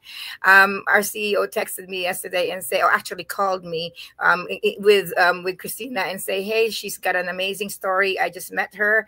You know, it would be great to be able to give her a spot in the feature at the Books Change Lives, because her book is powerful. Her book will change lives, and you know that's the blood. You know, the blood flow of our organization at the Los Angeles Tribune is to give voice and visibility to those who can have the potential, the impact to change lives. So, Christina, the stage is yours. I truly hope that it does change lives. And any writer wants to improve people or share with them something that will make others feel as if they're not alone and that they can cope for another day at least. The book, again, is a dark comedic approach at addiction. And one of the things that I've often talked to people about is glass floors. Rock bottom, every family member, their hope, what they pray for, what, you know, a mother whose son is addicted sits there and prays and meditates on is to please let that person or loved one hit rock bottom, so that they'll come home, so they'll have an enlightenment to finally stop doing whatever it is that they're doing. And unfortunately, rock bottom is paved with infinite numbers of glass floors. And those glass floors represent overcoming one of your moral compasses and, you know, shattering through that compass of something that you wouldn't normally do as a person not addicted. So unfortunately, rock bottom is death, but rock bottom is also paved by infinite numbers of glass floors. And unfortunately, most addicts love the sound of shattering glass. So it is just a metaphor. Wow. So tell us the title of the book, Glass Floors. Yes. And tagline? What every family member wishes they could do to their addicted loved one. I love it. Well, Christina, thank you so much for your contribution to the world. Thank you for putting the hours of writing and pouring in, you know, into this and being such a powerful upcoming voice in this topic. Like we've got, you know, Daniela's story, Daniela's comment, you know, and, you know, I'm just very moved by the mission that I even hear in your voice as you talk about it. So I want to thank you, Christina. I want to honor you for coming to the Los Angeles Tribune broadcast. Thank you for having me. You're welcome. Thank you so much for joining us today. Yes, thank you, Alicia. Thank you. Part of your book. Thank you so much. And you know, as we go through this, what I keep thinking is nominate your book. You know, people's gotta know your book. Like, how beautiful is that story? And it just so happened that, you know, our CEO Morak just came across her, and he overheard her talk about her book, and now, you know, we're putting a spotlight on it. So nominate your book, LATribuneBestseller.com, and make sure that you give us the opportunity to be able to know that your book is out there and that your book exists. Because nowadays, you know, 4,000 books are published a day, 4 million books a year. How does your book get visibility? You know, and one of the ways that we have created the Los Angeles Tribune for books that changed lives to be highlighted is to nominate your book. It's a community-based nomination, LATribuneBestseller.com. Alicia. Yes, I encourage you. Everyone has a story. And I think Christina, she shared something that I'm still thinking about and has greatly resonated with me, is that, you know, she shared a deeply personal experience that she had when she was talking about how she was hiding some of her belongings at night. And then that someone, she shared that story, someone else felt the same way. And how freeing can that be to know that you aren't alone? And to get the confidence to actually share your experiences, knowing that you're not alone. So books really do change lives. We believe that here at the Los Angeles Tribune. That's why we are celebrating Global Book Lovers Week all week long through this Books Change Lives programs. And there are so many different types of books, right? You know, there are fictional stories, non-fictional stories, stories that help you learn a new skill, stories that help you think differently, stories that take you to a far away land. There are so many different types of stories, but stories, they help people remember, right? They help people go to a new place. So it is so beautiful. And I know we're just getting started. There are so many more amazing authors that everyone is going to get to hear from. So we're going to go to a quick commercial break. But before we get to a commercial break, let me tell first who's going to come up. You know, yes. So who's coming up is Noelle Agape. And Noelle Agape is she's a 3-time best-selling author of a trilogy. And she's also interviewing a good friend of hers who is about to actually just recently launched a book, I believe. And she's a court reporter turned author and a nominated critically acclaimed best-selling author. I think at this point, she's now a critically acclaimed best-selling author. The editorial team has given it a thumbs up. But I wanted to first honor Noelle. She's going to also tell more about herself. And we are excited because we are continuing to highlight authors and books that change lives. So we'll be the interview is going to be right back with Noelle and Irene right after this commercial.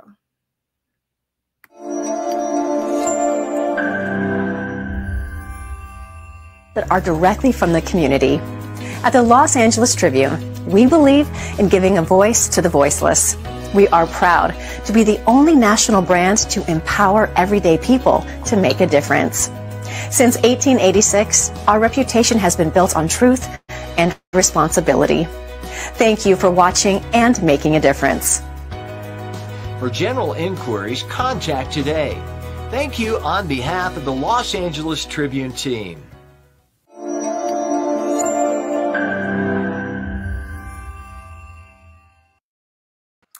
Wow, guys, thank you so much for that introduction. That was so incredible. I'm so blessed to be here on Books Change Lives because this holds a certain place in my heart because I am a writer and an author and just finished my 4th screenplay and my 4th book. And so books do change lives. And I promise you this, guys, this has changed my life being an author, and writing is part of my soul. And so I am so grateful to be here. Thank you so much, guys, for inviting me on to talk about being an author and what it did to me and my life. And it was the pivotal point in my life when I brought my story out to life. And then I brought my story from a book to screen, and then I became an executive producer and launched my media career through books. So books really do change lives, as it changed my life, and writing changes my soul.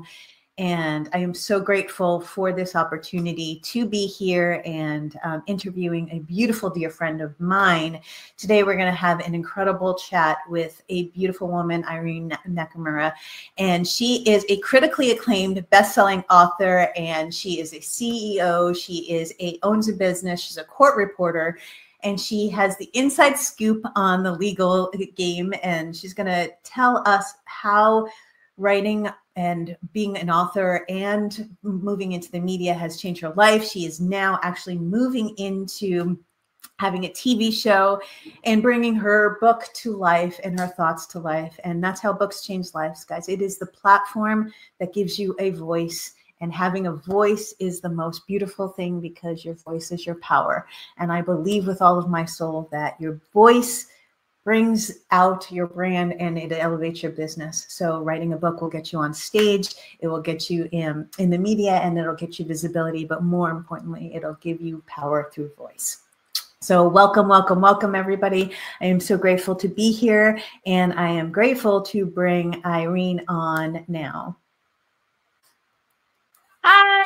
Hi, Irene. How are you? Thank you so much for having me. I'm so honored and blessed to be here. Oh, I'm so grateful that you're here as well. So I know we are super close and you're a dear friend of mine, and I want to talk about our journey. We've known each other for about 5 years, and I wanted to ask you how truly being a critically acclaimed best-selling author and owning a business, and how moving into media and having a voice, because I know you have been silenced your entire life. And I know that there is a big part of your culture. And I want to introduce you as, you know, not only just a court reporter and a critically acclaimed best-selling author, but you have had a barrier your whole life, and you've broken barriers your entire life. And I want to stop and I want to honor that you found your voice, and it was, you know, through writing a book and now through your TV show. So tell me a little bit about the journey of, we're here on Books Change Lives, and we're here with the LA Tribune, and one of, you know, the biggest platforms in the world right now. You get to have a voice, and you've never really had a voice. So tell us how your voice was silenced through culture, and writing a book had actually catapulted you into now moving into being a TV host eventually. Well, actually, you know, I think it's my upbringing. My mother, she had a pretty big role in my silence. She trained me to be quiet, you know, the perfect daughter. She had molded me to become the perfect wife and a mother. But, you know, I wanted to have my own career, you know. You know, before she had chosen my life for me, really. She had chosen my husband for me. She had chosen my education. She had chosen my role and destiny. And breaking free from that is really tough, because, you know, you always want to make your parents proud. You know, you're always looking for their approval.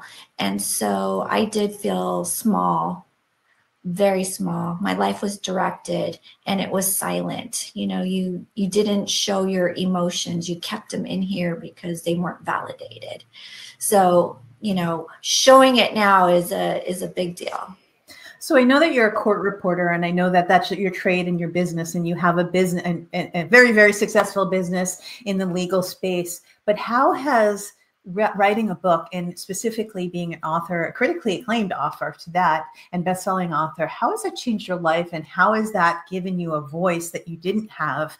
And, you know, I know that you did grow up in a repressed environment, but how did writing allow you to have a voice? You know, that's interesting that you say that. I didn't realize it at the time. You know, I'm just thinking that, you know, maybe I can help somebody with their lives and things like that. But actually, it became very therapeutic, and I actually had some healing components to it.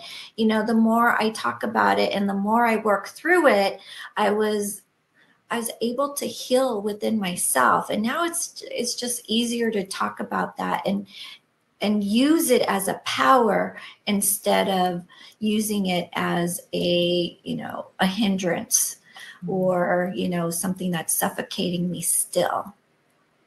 I would say that that's probably the same experience that I had too, with being like, I feel like it was cathartic. It was a healing component in my life.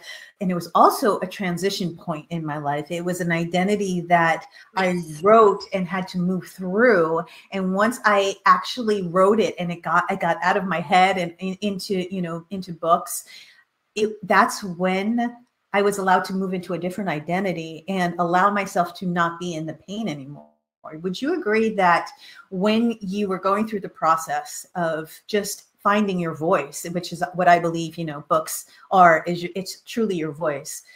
When you were going through the process of finding your voice and starting your business and moving from, the legal profession into the media space, how has the media space, writing a book and now being a TV host, how has that one brightened your life, and also how has it, for me, it's soul giving, right? It's life giving to write.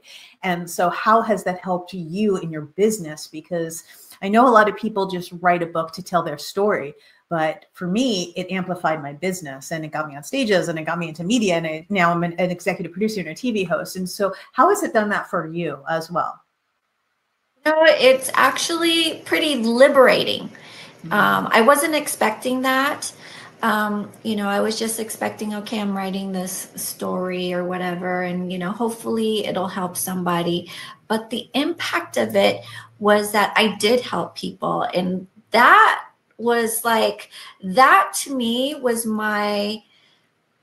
the most rewarding thing ever. And what that brought to business is that it helped me to understand my team and whether or not somebody should be on my team or should not be on my team. And, it allowed me as a business owner to not be afraid to terminate an employee.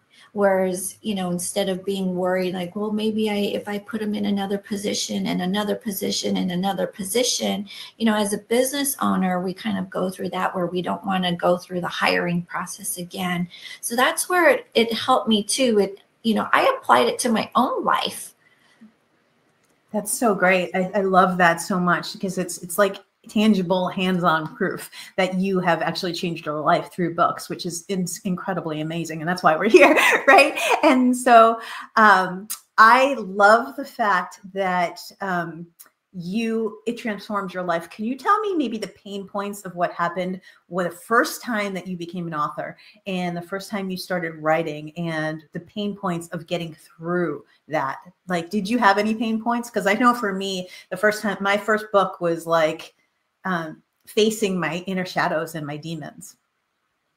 Yeah, definitely. There's always pain points, if you're comfortable, then you're probably not pushing yourself or you're not actually telling the whole story. You're sugarcoating it. So stepping out of your comfort zone is the first pain, right? The first pain point. So I think, yeah, every portion of it is a pain point, but it's so rewarding and it's so good and healing in that it can rejuvenate you and it can help somebody else. It can help somebody else change their lives and unleash the power from within them. And you're going to be part of that unknowingly, probably because it's in a book. But, that's why we're moving on to a TV platform so that we can reach more people. I love that. I love that so much. And so if you had to choose your favorite author, who would that be and why? Oh, gosh. I would say right now it would be Mel Robbins. because her book is actually been very instrumental for the past few months. And I've even, implementing it with my team and helping them work through it, because, who they are at home is who they are at work. It doesn't really change a whole lot, so if they're organized and things like that at home, they're probably organized and efficient at work. And so to bring out like whatever issues they're going through personally and have them work it out, I think it really helps my company. Beautiful, beautiful. And one book that changed your life more than not just the author, but one book, specific book that changed your life, that was a pivot point that said, oh my gosh, this is it. I have to do this. I have to write. I have to get my story out as well. Oh my gosh, there's so many books. I can't really pinpoint one right now. I guess because I just finished Mel Robbins, I'm reading, some other books right now. And so I'm reading some biographies, things that other actors and people have gone through. I read Will Smith. That was very interesting. And I know it's controversial too now, and it was written before his incident. But, just learning how people live and overcome. It's really fascinating. And it helps me knowing that, if they can overcome, I can overcome. I love that. I love that. So empowerment books, right? So that's where you would go into the genre of empowerment. If you had to rewrite your story and tell your younger self, writing a story as an author, what would it be? Fiction, or would it be like empowerment? What genre would you rewrite your story now as to your little girl when you were younger? Maybe an anime show. Oh, fun. I love that. Like girl superpower, superhero, something like that. Yeah, because, women and girls, we often give away our power. We give it away to judgment. We give it away to toxic people, and we allow people to control us and make decisions for us, even though in our hearts we know that that was not a good decision for us or for myself.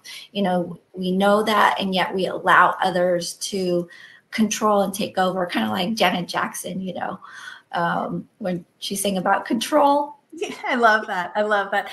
Let's talk about the journey of actually not having a voice and then having a voice and moving into being an author. Now, for me, I can escape into a good book with some tea by a lake, and that's my heaven, right? I could write all day. What is the difference between reading a book and writing a book for you? Because for me, it's two very different experiences. For me, reading a book, I get lost in the story, and it's empowerment. It guides me. It shows me. It teaches me. And for writing, when I'm an author, it's like my soul coming to life and coming onto the pages. So what is the difference between reading a book for you and writing a book? Because I think that that's a totally different space for me. Yeah, reading a book, I would get lost in it as well. And I'm, really delving into that person's story and finding it fascinating. When I'm writing about my own story, I'm reliving things. I'm reliving some old, memories, good and bad, and maybe some things like regrets, some of the things that, I wish I had done this or that, and then by writing about it, I'm like, you know what, I can still do those things. So that's where some of the liberation that I was talking about earlier comes into play. So I know that you're in a court reporting business and you're a court reporter. Would you like to write a book about court reporting, or is there something inside of you that's different that wants to come out that is not completely relevant to your business at all, but just the creative you that wants to come out, and a character that's been inside of you and waiting to be born? Co-reporting is really interesting because we are put in so many different scenarios. Like we go from different trials, cases. You don't know what you're going to get. You know, you can have a murder case, and then you can have a divorce, you know, and then you can have a business dispute all in 1 week. And so it is very interesting. I think that it would be part of my story, but I think I would go with the latter of what you were saying, you know, where it's something else, but because co-reporting is so much part of my life that it would be integrated. So I think it would be more of a combined story. I love that. I love that. And so what would you say to a beginning author that has never started, didn't have a voice, someone that doesn't have a voice, that wants to bring their voice onto the pages? And then I want you to tell us about your book and what that, the journey of that book. Oh, for a new person, a new author, you know, I would get one of those recorders and just start talking into it, all your stories, just put it into it and have it transcribed, you know, and give it a label, like, you know, the story about the store or the car or, you know, college or something, and put them on Post-its and put them on the wall. So, you know, you have all these different stories, maybe color code them as to the years or the topics. You know, if it's a funny story, put it under the funny column, and then you can figure out, you know, which part you need for which part of your book.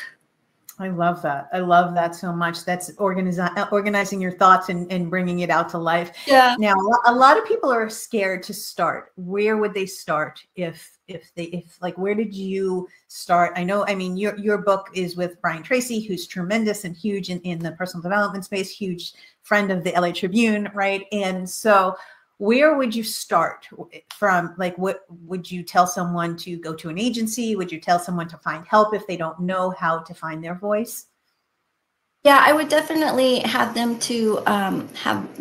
get a mentor or a class, or, you know, somebody that can direct them so that they're going in the right way. Amazing, amazing. And so it's cracking the success code with you and Brian Tracy. And Yes. How amazing is it? Read us one line in the book that you know is going to change somebody's life.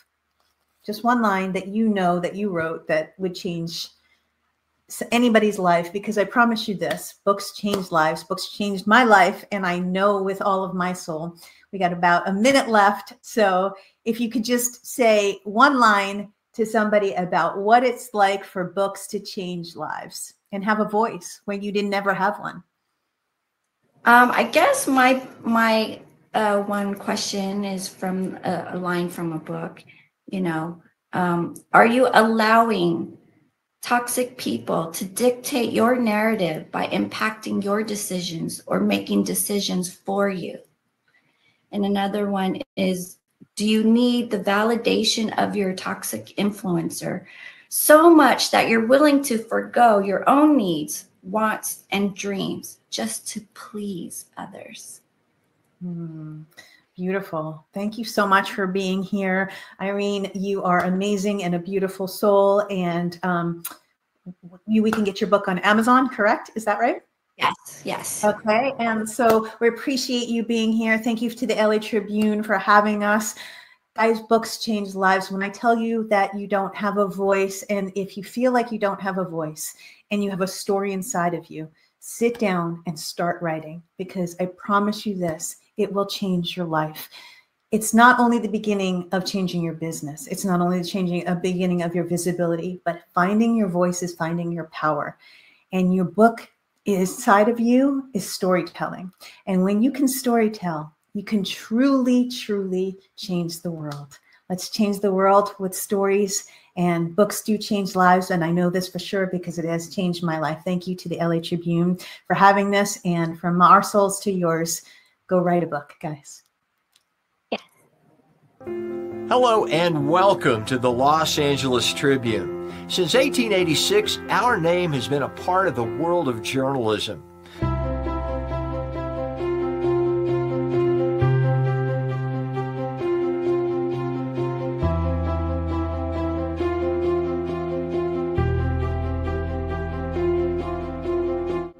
We have earned a reputation for being a publication that practices integrity, authenticity, and responsibility. For general inquiries, contact today. Thank you on behalf of the Los Angeles Tribune team.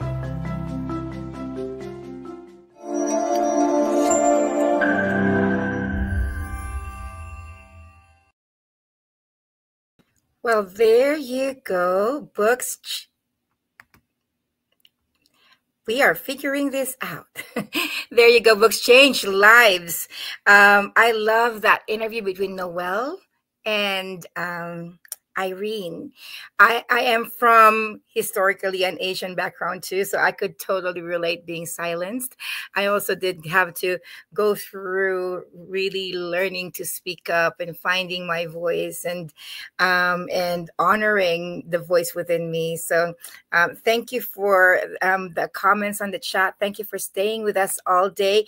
We've got about 2 more speakers that are coming up, and we're going to be closing the day today for our Global Week broadcast. But who's coming up is very powerful. So we are going to close today with our keynote speaker, Speaker Erik Swanson, who has written compilation books with actually organized writing compilation books with great names such as, you know, the most recent one that they've wrote together was with Brian Tracy.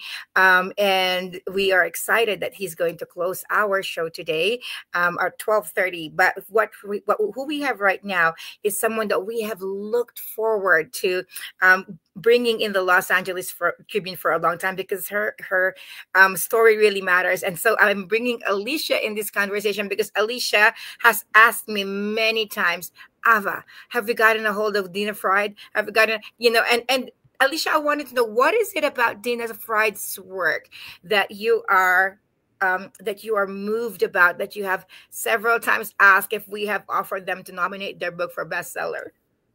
Well, thank you so much, Ava, for that. And I'm really looking forward to this conversation with Drina, because she talks about a subject matter that I think is so important to bring awareness to, which is suicide. She's a big advocate for suicide and suicide prevention. And as we know, suicide, mental health are real topics. You know, I lost a friend to suicide when I was just a teenager, and it has stuck with me for my entire life. And Drina is such an advocate for suicide prevention for youth. And I think it's just so important for her to share her story and share the work that she does, and bring more awareness of how individuals can be supported.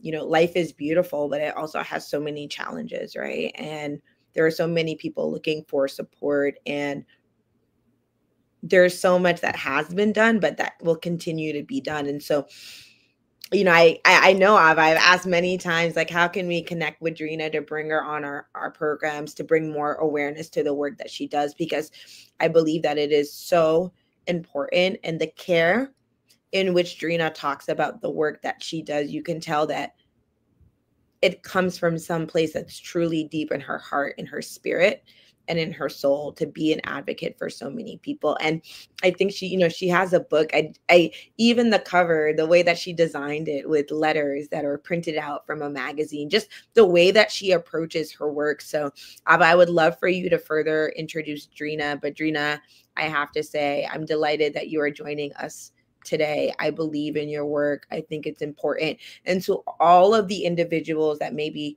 tuning in right now or going to watch the replay who are advocates of suicide prevention, thank you for all that you do. For those that have lost someone near and dear to your heart to suicide, we are thinking of you. And for those of you that are looking for support, know that there is community. Sometimes you have to spend a little time to find it, but there are people out there that really care about you and want to see you grow and succeed in life. So Ava, back to you. Thank you so much, Alicia, and thank you for introducing it in that way, and why it resonates so strongly with you in your own experience of losing a friend. Let me tell you, Dr. Trina Fried is a highly respected and experienced educational and counseling psychologist for 32 years, with 32 years of experience working as a school psychologist and 25 years of private practice. So altogether, we're talking about 32 plus 25, about 57 years of practice. This is why no matter what your age is, you can write your expertise and you can write your book. Dina Fried is proudly 82 years old, and she is continuing this mission. She is passionate, and she has a legacy that she would like to see the world changed with. As in her time. Dr. Fried has a doctorate in education and counseling psychology from the University of Pacific in California. And she, in her private practice, has helped a lot of youth, a lot of families, in suicide prevention and suicide, sometimes grief. Bringing onto the stage our speaker for this afternoon, Dr. Trina Fried. Welcome, Dr. Trina. Hello. Thank you, Ava, and thank you, Alicia, for this wonderful reveal of my past and now my present. I'm delighted and happy that you're doing this to help people with their books and why they are important. So good. So Dr. Trina, tell us about your book. I know you have several, but the book, the book that you're passionate about. Tell us your passion and what you want to create with it. Well, harm to oneself and to others is like two sides of the same coin. To oneself or others, suicide is to oneself. And when I started out as a school psychologist, I was very, very disappointed when they would send me whole groups of students who had somebody in their class who died by suicide. And I was supposed to fix them. And I realized that there's got to be a better way. And as you know, as time goes on with bullying, that people have lashed out to other people to harm them because they're so angry that they might be bullied. And bullying is now on the internet. It wasn't when I started. It was just in the schools. And so many in the schools, it's so important to talk to your children. The younger you can get them, the better, because by the time they're in their teenage years, they have experienced so much, but they might not have experienced you, which is in my book, End Suicide and Homicide, and the harm in between. It's all the grief that we all sometimes experience, and the sadness, not only the sadness, but the frustrations in school sometimes, and the fear of, do I measure up? How do I compare? And all these thoughts that go through. We have their thoughts, we have our emotions, and they're separate. One produces the other, and then we get behaviors that can sometimes harm oneself and harm others. And my book came as a result of figuring out, because I had a tragic suicide on somebody they sent me, and then she was fine, but she went back to her classroom, and then she said to her it wasn't the teacher, but it was the teacher aide at the time. She said, I know it's not right to hurt other people. What I do to myself is my own business, isn't it?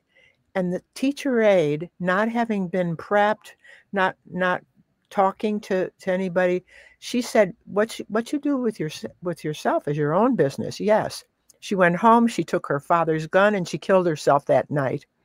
And that was like 35 years ago, and it still resonates so horribly, not only in the family that she had, but in all the people who knew her.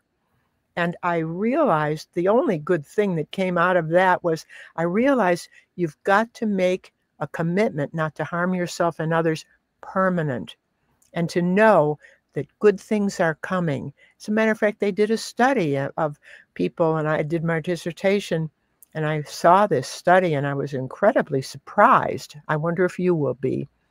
They asked the oldest people that they could find, if you could go back to any age, what age would you go back to?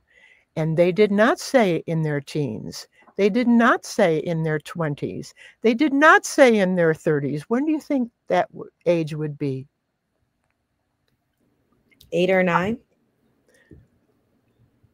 Much of the decade or the age? No, they didn't want to go back to 8 or 9 either.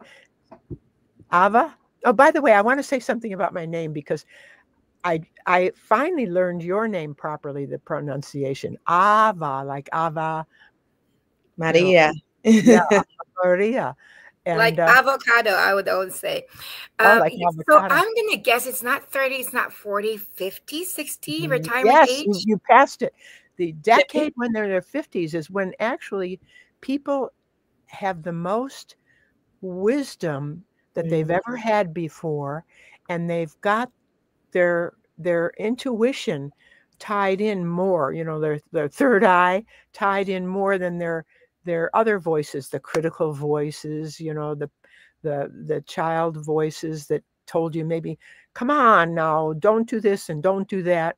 But the voice that's most important for you to listen to is the voice that is kind but firm.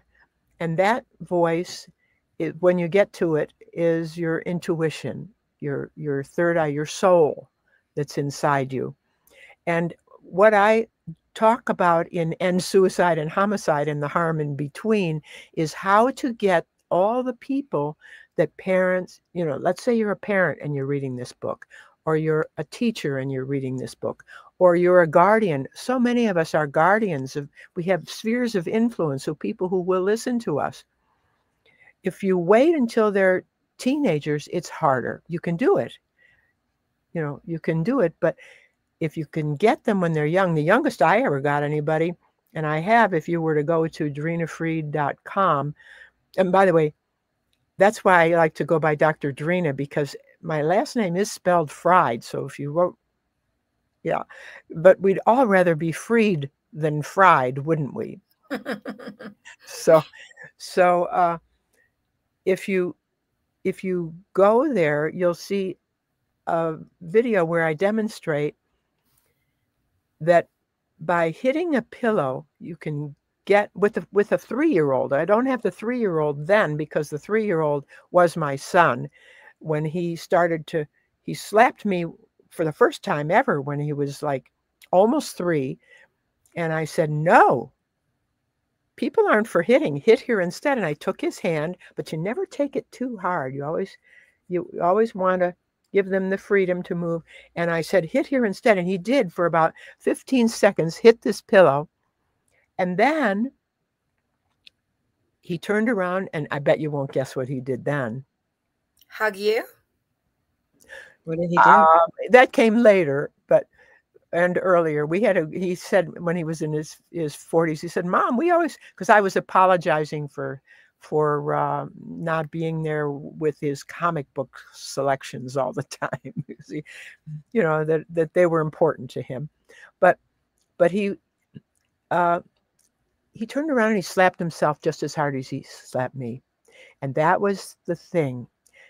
If you get a child, he didn't have verbal communication so much, but he had comprehension.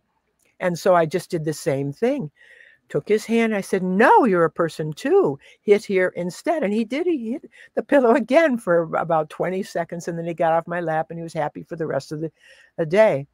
And he held on to those 2 rules for the rest of his life. And he passed them on to my grandchildren, his 3 girl babies. So, people are not for hitting. And you're a person too. What's beautiful about really teaching this to kids at a very early age is it's everything. As a matter of fact, I raised 6 kids, and I realized early on that there was a life-changing, I don't even know where I heard it. I think it was in the radio, and there were commentaries talking, but one of the psychologists said, if you find yourself arguing with your teenager, you're too late.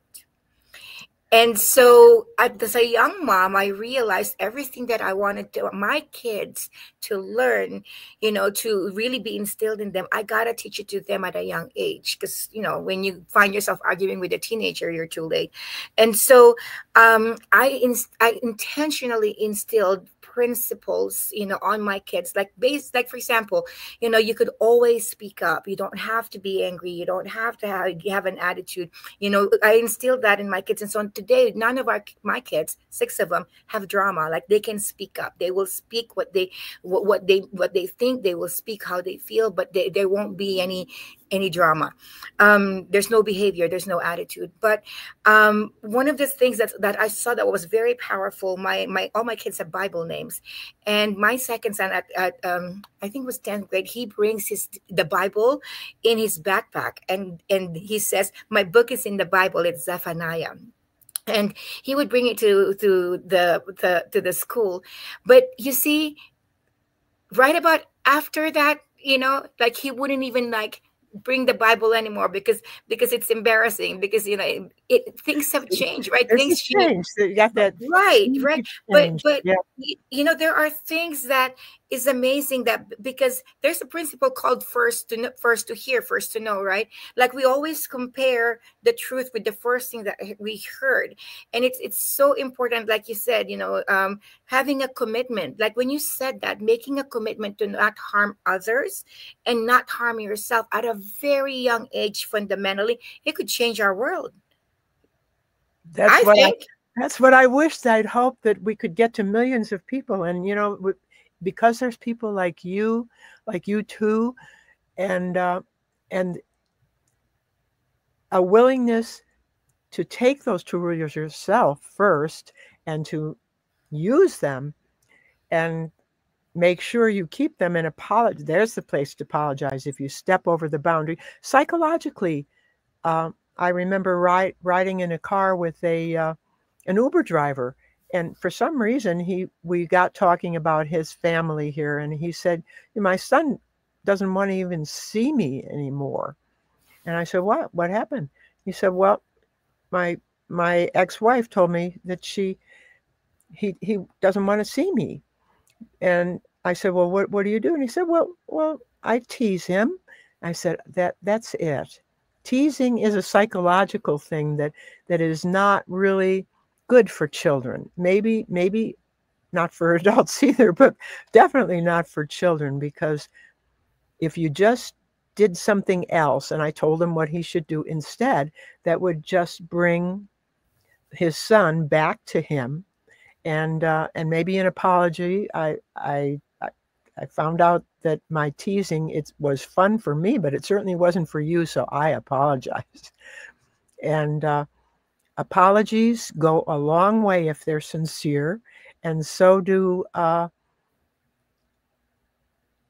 taking those 2 rules is a start. And if your child doesn't want to take those 2 rules, that's when you need some extra help from maybe, well, that's why people, if you went on to drinafreed.com, and I give a free 15-minute consultation to see if people could be a good fit to help their daughter or son or somebody like that to accept those rules permanently. And in the book, there's all kinds of suggestions on that as well. So, Drina, I mean, you have really dedicated your life to supporting children, being an advocate, bringing more awareness to suicide prevention, working with individuals that have been impacted by suicide. What are some things that you would like to share with our audience today about how they can support those in their community? Thank you, Alicia. A lot of ideas come to mind, but let me pick on one. One of the things that I would like to share, if you had some paper and pencil there too, is how to protect yourself from being harmed by a bully. So if you had a piece of paper there and you wrote down a bully's name, and then you put a little comma there, and you might say I if you're protecting yourself. But what if you wanted to protect your young sister or your little brother? You could name them, or even your own parents. I mean, I or Fred. Let's say Fred is a bully. Oftentimes we think that it's a male that's a bully, but there can be females that are bullies too. And Fred, Mary, your sister, is not in the mood for ribbing. Or the key words are is not in the mood for, and then you name the kind of bullying they're getting. So do you get it? Bully's name, who you're protecting. Now, if it's I'm not in the mood for bullying. I'm not in the mood for ribbing. I'm not in the mood for being put down, mocking. You name the name of the bullying, and very often they will back up and they'll think, well, okay, I know it worked for me. Give it a try anytime somebody puts you down in any way. Thank you for sharing that. And what would you want to share with people that may have someone in their life that has maybe made a suicide attempt or has spoken about it, and they may not have the languaging to figure out or understand what to say? What is some guidance that you would share with them so that they can hold space for the person that's experiencing whatever they might be experiencing? Very good question. Again, so many ideas come up, and they are dealt with in that book. I'm hoping that people will take the time. I'm going to try to get it in an audio book, because sometimes people listen more, when they're going to sleep, and they might listen to a chapter and then go back the next day. But I haven't done that yet.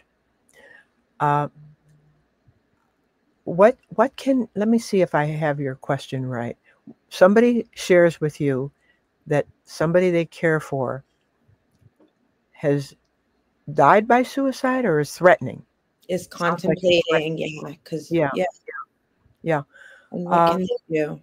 What can you do? You can say that is, you can at first say, I'm sorry to hear that you're up, that life is feeding you a lot of upset feelings, but never ever take a permanent solution to a problem that's only going to last maybe for a week, a month, a day, or whatever. We have to find a better solution. And then you might ask them, well, who do you usually talk to about stuff like this? If it's me, I would suggest, in other words, they're talking to you, so they're talking to you. I would suggest that we, let's say it's on the phone or something, that I come over or whatever. In other words, to sit by that person and listen to them, say, well, what's going on that's upsetting? Because and I have this chart in this book about how to get back to the good feelings. Because if you have been able to get rid of depression, which is anger and sadness mixed up together, kind of, can you picture anger and sadness mixed up together? Yes. And that is depression. Jealousy, which is even more, anger, disappointment, and fear mixed up together. So these emotions can be analyzed, and you can there's a natural way to get rid of them. And the natural way is described in this book of how to do that. And also now they have scanners that can even kind of help you listen to certain meditations to get rid of these negative emotions. Always remember, you say to this person, this is not permanent. Dying by suicide is permanent. And who knows if there's an afterlife. You might have to come back and solve it until you can solve it. So let's solve it in this lifetime. Let's make sure that you have a better way. And there's 4 ways to get good serotonin chemicals going in your body, and they're named in there. And you, if you read the book, see, the thing about why I push the book so much is because it's like, didn't you have CPR training before you ever gave CPR? You maybe never have to give CPR, but if you don't know how to do it, then you can't say to the person, oh, this person is dying, or think this person needs CPR. Wait a minute, I'll be back after I go learn CPR. No, it's good to learn something first so that you can be prepared. And that's why parents, teachers, and guardians, from grandparents to nieces and to aunts and uncles and physicians and mental health workers, by knowing how to inculcate these couple of rules to somebody who might object to them, you're ready. Alicia, did that help? It really did, and I appreciate you so much for sharing some of your expertise and your insights. This is such an important conversation to have. It really is. Yeah, I'm just sitting with it. I appreciate you for sharing your work and your book. Dr. Gina would love for you to also share how people can connect with your work, can find your book, and please reshare the best ways that they can engage, and maybe some resources for them. Thank you. Well, the way that comes to mind is just DRINAFRIED.com, www first, I guess you need, and there you can find where to book a 15-minute consultation free for me, and we can see if you need to go further, or I can answer your specific question. And of course, the book is on Amazon, so you can purchase it there, and you can get it for under $5 in Kindle. So it's not going to break your bank. So, and then if you read specific chapters to start, and then go back and read the whole thing, there's a chapter on offensiveless defense, how to defend yourself without harming the bully back, because they're already distressed, and you don't want to make them any worse. You don't want them to, and if you do nothing, bullies double down, they get worse. So that's what I suggest. Thank you so much for that, Dr. Gina. And for those that may have missed the title of the book, it's called End Suicide and Homicide and the Harm in Between by Dr. Gina Freed. It's actually scrolling at the ticker at the bottom right there. So we wanted to make sure that you have the resource, because it's so important.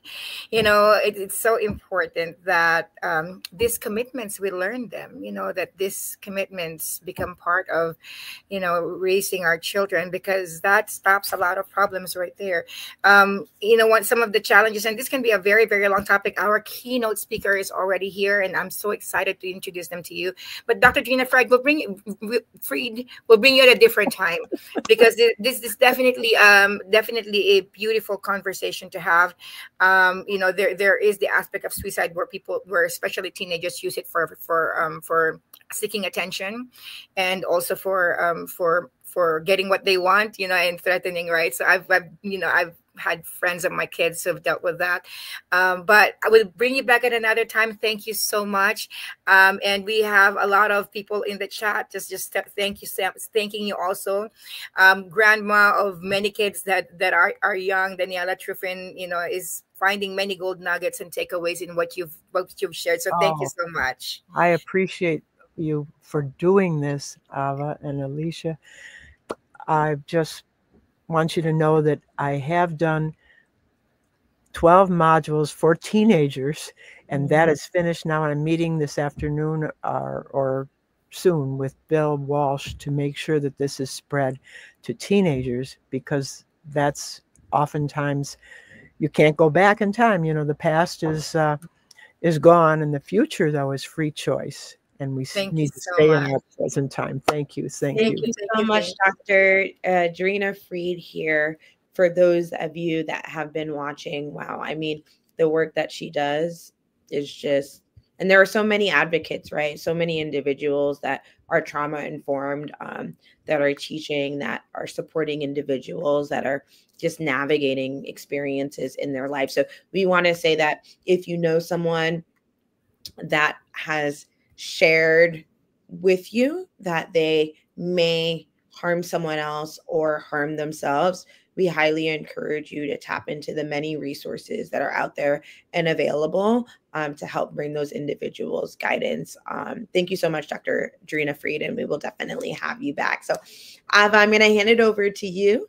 Absolutely. Let me shift our stage to our keynote speaker. We will be right back after this break.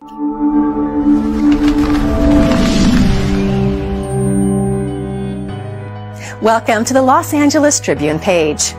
Here you will find original news programming, exclusive digital events, and shows that are directly from the community. At the Los Angeles Tribune, we believe in giving a voice to the voiceless. We are proud to be the only national brand to empower everyday people to make a difference. Since 1886, our reputation has been built on truth and responsibility. Thank you for watching and making a difference. For general inquiries, contact today. Thank you on behalf of the Los Angeles Tribune team.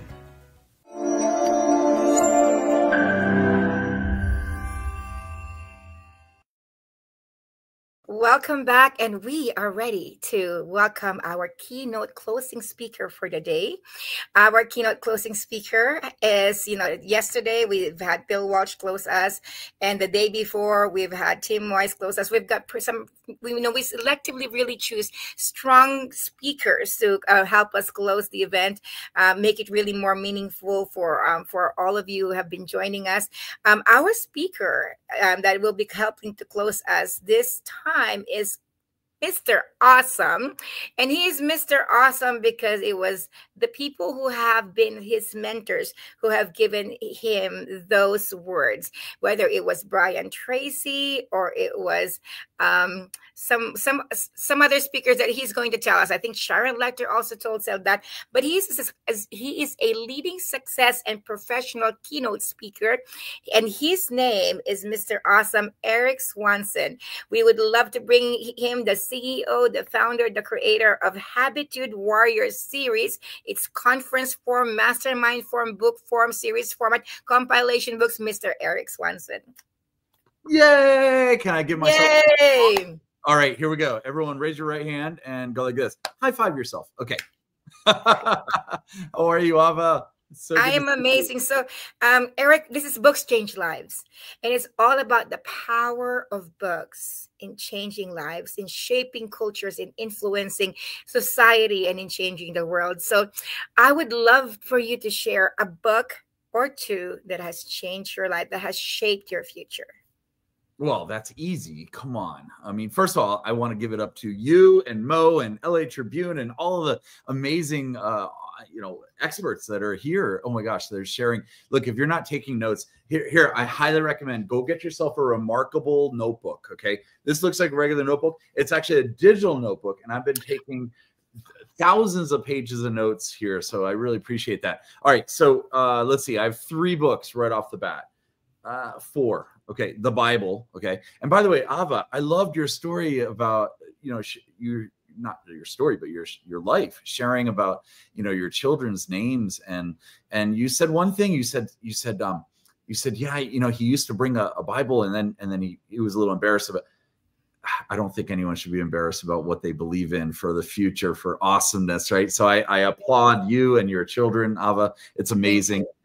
Okay, a few books right off the bat. The Bible's amazing. I mean, come on, let's face it, right? #1 bestseller, right? The author's pretty cool. All right, the other books that have really changed my life, Think and Grow Rich by Napoleon Hill has an amazing impact in my life for many reasons, actually. And I'll share with you guys a few reasons why.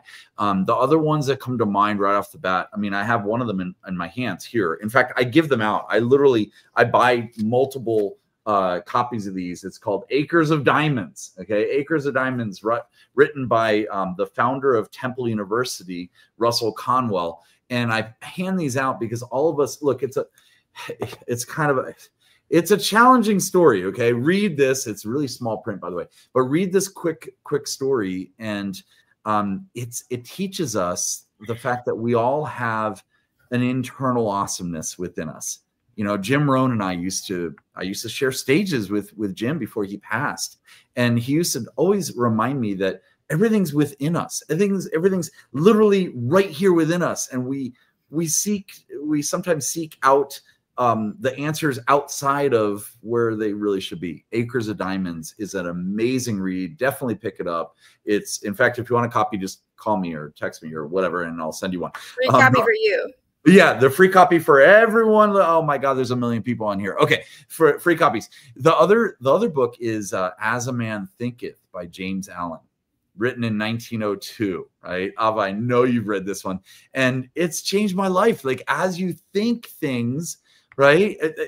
And what Bob Proctor talks about that, our buddy Bob, and well, Bob passed away recently, but Greg Reed and Bob wrote the book, Thoughts Are Things, I believe is the title, right? So we always know that our thoughts are literally things, and we can control our thoughts and things in front of us if we really focus in on that, right? It's called laser focusing. And Brian Tracy used to talk to me about that. Les Brown, by the way, is the other one you were talking about, Ava, earlier, that called me Mr. Awesome years ago. So the bottom line is those three books. If you want to change your life right now, just pick up As a Man Thinketh by James Allen, pick up Acres of Diamonds, right? And pick up Think and Grow Rich by Napoleon Hill. And those will teach you some really great fundamentals and bring you to new heights and success. So good. Thank you for those, like classics. Classics, life-changing classics.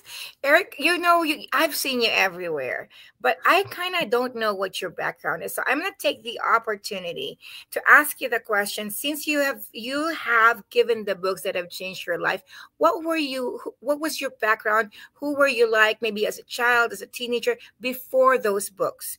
You know, kind of paint us a picture, and like finding this book, and now you're speaking and you're encouraging others, and you're doing the publishing, and now are putting, you know, authors together, bringing like legendary voices, and, you know, and blending them to, you know, give voices to others. Like, but what was your background? You know, how did you grow up? Yeah, all the books. I have 31 books now or something like that. It's crazy. Okay, so I love the question, Ava. And by the way, Ava, stay on screen with me. I love you here. I love your energy. Right there. Yeah, I love your energy. I love I love you. All right, so what was I? Let's see. My background. So the question is like, give us a little bit of your background, because like we all have like the before the book that changed our life and after, right? So what's your background like? I totally know the answer, and here it is because I lived it. Check it out. So you're supposed to laugh at that. That was funny. I love the question, by the way, because not many people ask me about this. Okay, so I won't mention her name, the girl that I was totally madly in love with and broke my heart. I won't mention her name, Danielle Carr. Anyway, from Vermont. Okay, so she was like 18. I was 19 and a half years old, or almost 20, right? And she was going off to college or university, and we decided to break up. So it devastated me. I was like, oh my gosh, you know, it was my first true love. What am I going to do? So I was like really, really bummed out and depressed. And my best friend, Matt Roberts, comes over to me and says, here, take a look at this, listen to this not 8-track. It was a cassette tape. Okay. He says, listen to this tape. And it was Dr. Wayne Dyer. Okay. It was the first time I listened. I was 18 or 19 years old. It was the first time ever. I remember specifically laying on the couch, listening to this, and I was like, I had the covers over me. I was like crying all day long, right? For like 5 days straight. And I was listening. I can't believe I'm telling you the story. And I was listening to Dr. Wayne Dyer. He was in my, we had Walkmans back then. Okay. I was listening to this and his voice and just his reasoning and his awesomeness. And I was like, you know what? Maybe I do see the light. Maybe I do see the value in letting this not depress me forever, you know, and it's, this too shall pass and it'll move on and so forth. And we all have these, what he called erroneous zones. And he started talking about personality traits and personality types. I'm like, yeah, you're right. She was acting like that. Right. So anyway, but the point is though, I pumped myself back up and I said, okay, if this guy that I'm listening to can do it, I can do it, right? Because he shared lots of stories, which brings me full circle. Here's the deal. I believe, look, I come from, you know, I'm from Maryland, Washington, D.C. area. I went to college and they promptly asked me to leave because my grade sucked. So I'm not the kind of guy that's like, oh my God, I'm a genius. You know, here's how you write 31 books, #1 bestsellers, and get into Barnes & Noble and all over 29,000 different locations around the world and all the awards that you get. Here's the deal. Just be the real you. Be the true you. Share the real stories that you have, because the world needs the people who are just like them. And if they can do it, or you can do it, they can do it. If they can do it, someone else can do it, right? I love Dr. Drina and sharing, you know, how to prevent people to, you know, for the topic, prevent harming others and harming themselves. Yeah. Right?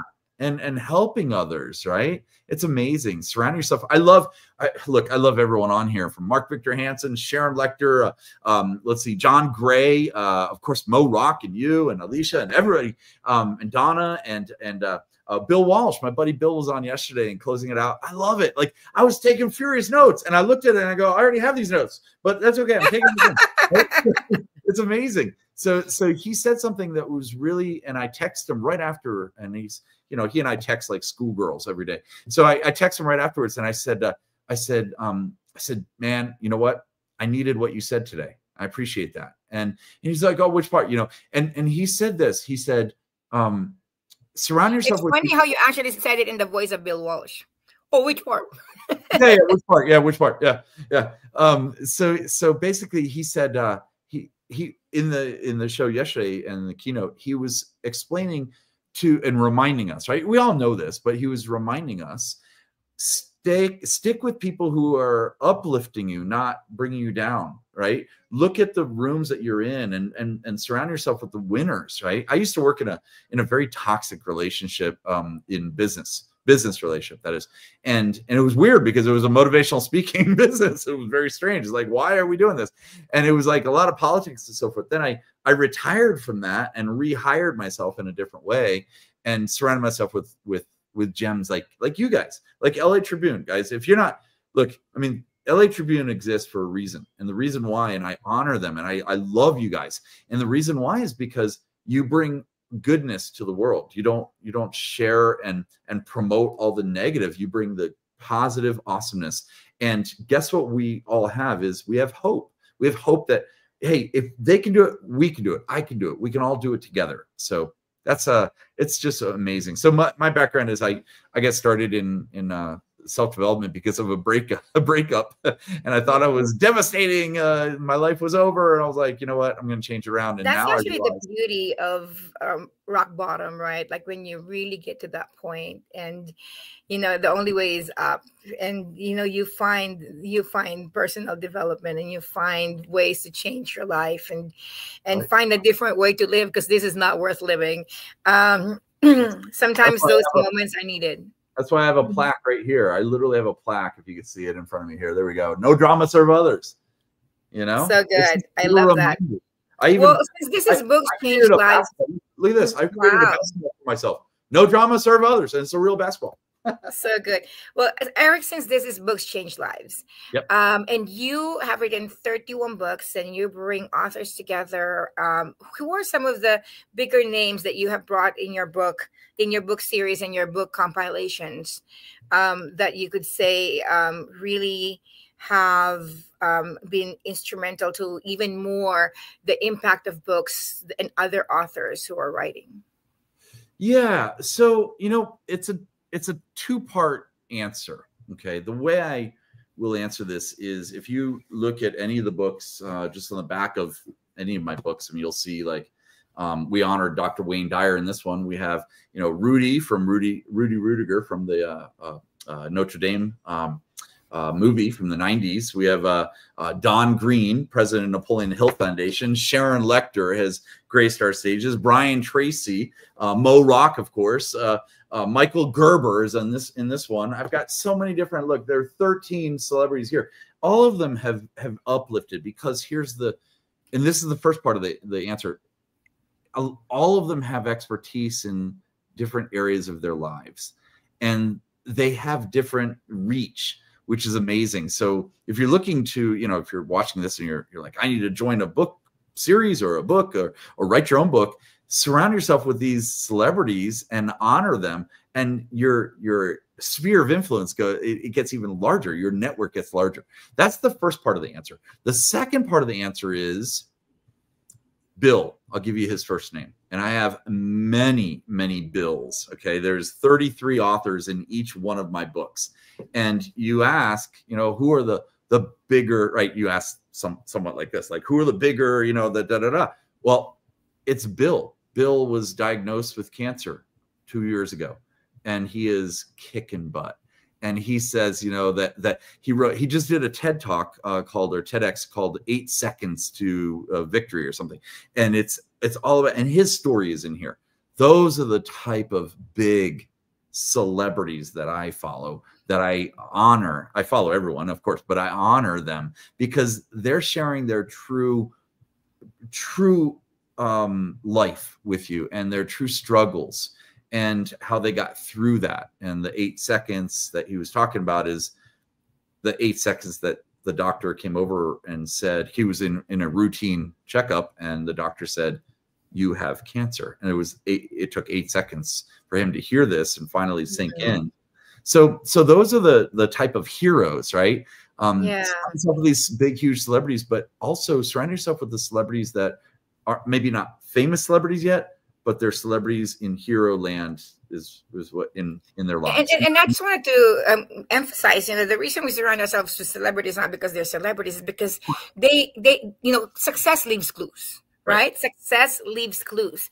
We could either try to figure it out on our own and take, the life of Sharon Lecter, who's now like decades long, or we could read her book, or we could be in her conference, or, we could either take the length of the life of Brian Tracy, and, learn it, off and on to trials and errors like they did, like Dennis Waitley did too, who just recently, transitioned.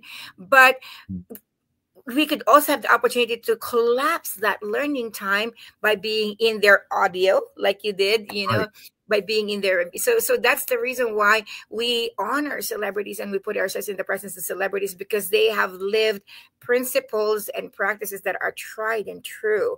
They've gone through the ups and downs of lives, And so Erik, with this, I wanted to ask, for authors out there, or authors who upcoming authors who have an idea in mind, who have been like, we had an author a while ago, she's up and coming author too. She had this idea for 3 years of writing about being a loved one of someone who's addicted both in alcohol and drugs, and some of the things that she wish other people would do in the same situation. And she said that she's had this book for 3 years, and it took her a year and a half. So it's now 4.5 years in the making. She just started.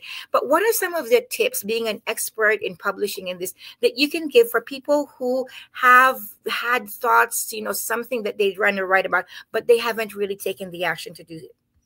Yeah, I love the question. Okay. So what I would highly recommend, and by the way, I love what you just said a second ago as well, Ava, about, really diminishing the time or the gap, the learning gap. It's called the sigmoid curve. If you look up sigmoid curve, you'll see you can learn from successful people. And that's why we surround ourselves with all these celebrities and honor them as well. But to answer your question, like I'll answer by saying this. I'll give you a little story. It took me 17 years to write my first book. It took me 2 years to write my second one. It took me 1 year to write my third one. It took me 6 months to write my fourth, and so on and so on. Now I pump them out every month. I'm doing a new book, and it's easy now for a reason. One is the sigmoid curve. You get better as you learn and you grow and you you learn from successful not only people but actions, and my actions were equaling success. And the other thing is, look, my suggestion to all of you is get started now. You know, you have somebody, like you mentioned, somebody says, well, it's been in the makings for 3 years. Here's the deal. I brought this up earlier, this notebook, this is a digital notebook. And I actually have, if you go to, I think it's interviewmrawesome.com. I think that's the site. I'll share it with you. I'll give it to you. And it's literally a format written down step by step on how to, and it's free. I'm not selling this. And it's a format that I share with my my solo authors to write their book. I highly recommend writing 10 chapters. And then, have you ever seen the movie Minority Report? Remember that with Tom Cruise? So if you saw the movie, you know, it's like really cool Art Deco with the technology of the computer and everything. And he would take his hands and he'd move things around the screen. Well, that's what I want you to do. I want you to write 10 chapters, 10 topics, 10 thought patterns. Put it on pieces of paper, just one piece of paper, okay? This is called the quick list method. I learned this from Brian Tracy years ago, 25 years ago. So you take these 10 items that you have, 10 topics, right? Like kickball is really important to me. I went to Nicaragua. I played kickball in Nicaragua with all the family members over there. Oh my gosh, the war was starting. So these are little topics, right? The war was starting. That's pretty huge. But there's a little topics, right? Each of those topics, those 10 or 12 topics, can easily be turned into 10 or 12 chapters. And then you put them down on a piece of paper, each of them, okay? And then do the Minority Report. You see me moving my hands around.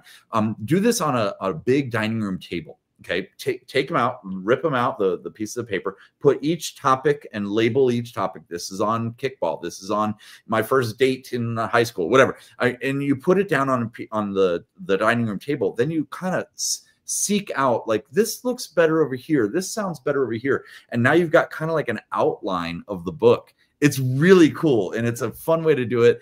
Get started now. Like, and there's another thing I'll mention to you guys is this. There's 8.6 billion people in the world. I'm positive that there's a market out there that needs and wants to learn from you and your experience. I'm talking to you, the listener right now, the viewer. I'm talking about you, because most of us say, oh, nobody wants it. Do you know that's the most common thing I hear, by the way, Ava? Whenever I'm walking through anywhere, I'm at a Starbucks and I'm like, oh yeah, I'm an author. And they're, oh my gosh, you should be an author too. No, I don't know. Nobody would want to read my story or my book. Yes, they do. Everyone wants to read your stuff. There's a market out there. Trust me. Well, even not a market, right? You know, we have had so many speakers.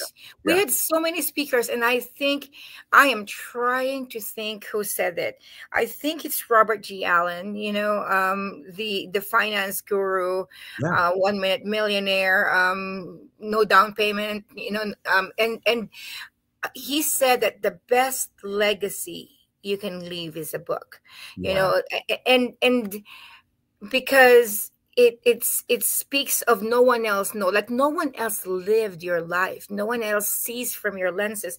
And the very beautiful story that I personally have experienced is my good friend Audrey. She asked her mom, who's 82 years old, Mom, is there anything else that in your life that you wish you would have done, or anything else that you know that you wish you would have done that you haven't done yet? And she said, oh, well, I wished I wrote my book. It's her first time hearing this. They're close. She never talked about it until she had the opportunity. She said, really, what is it going to be about? She said, well, you know, nobody really knew what my life is like coming from Russia and coming to America as a young girl. You know, you know, you guys don't know about it. My grandkids know about it. And it makes me sad that no one knows. And I feel like that's just going to go away and my grandkids would never know what it's like. But I'm worried. And so Audrey said, you know, so what's stopping you from writing it, Mom? And she said, well, I don't think anyone would read it. That's it. You know, she said, I don't think it would be important for others. And she's like, it's important for us. You know, like Yeah. Don't worry about selling it to the world.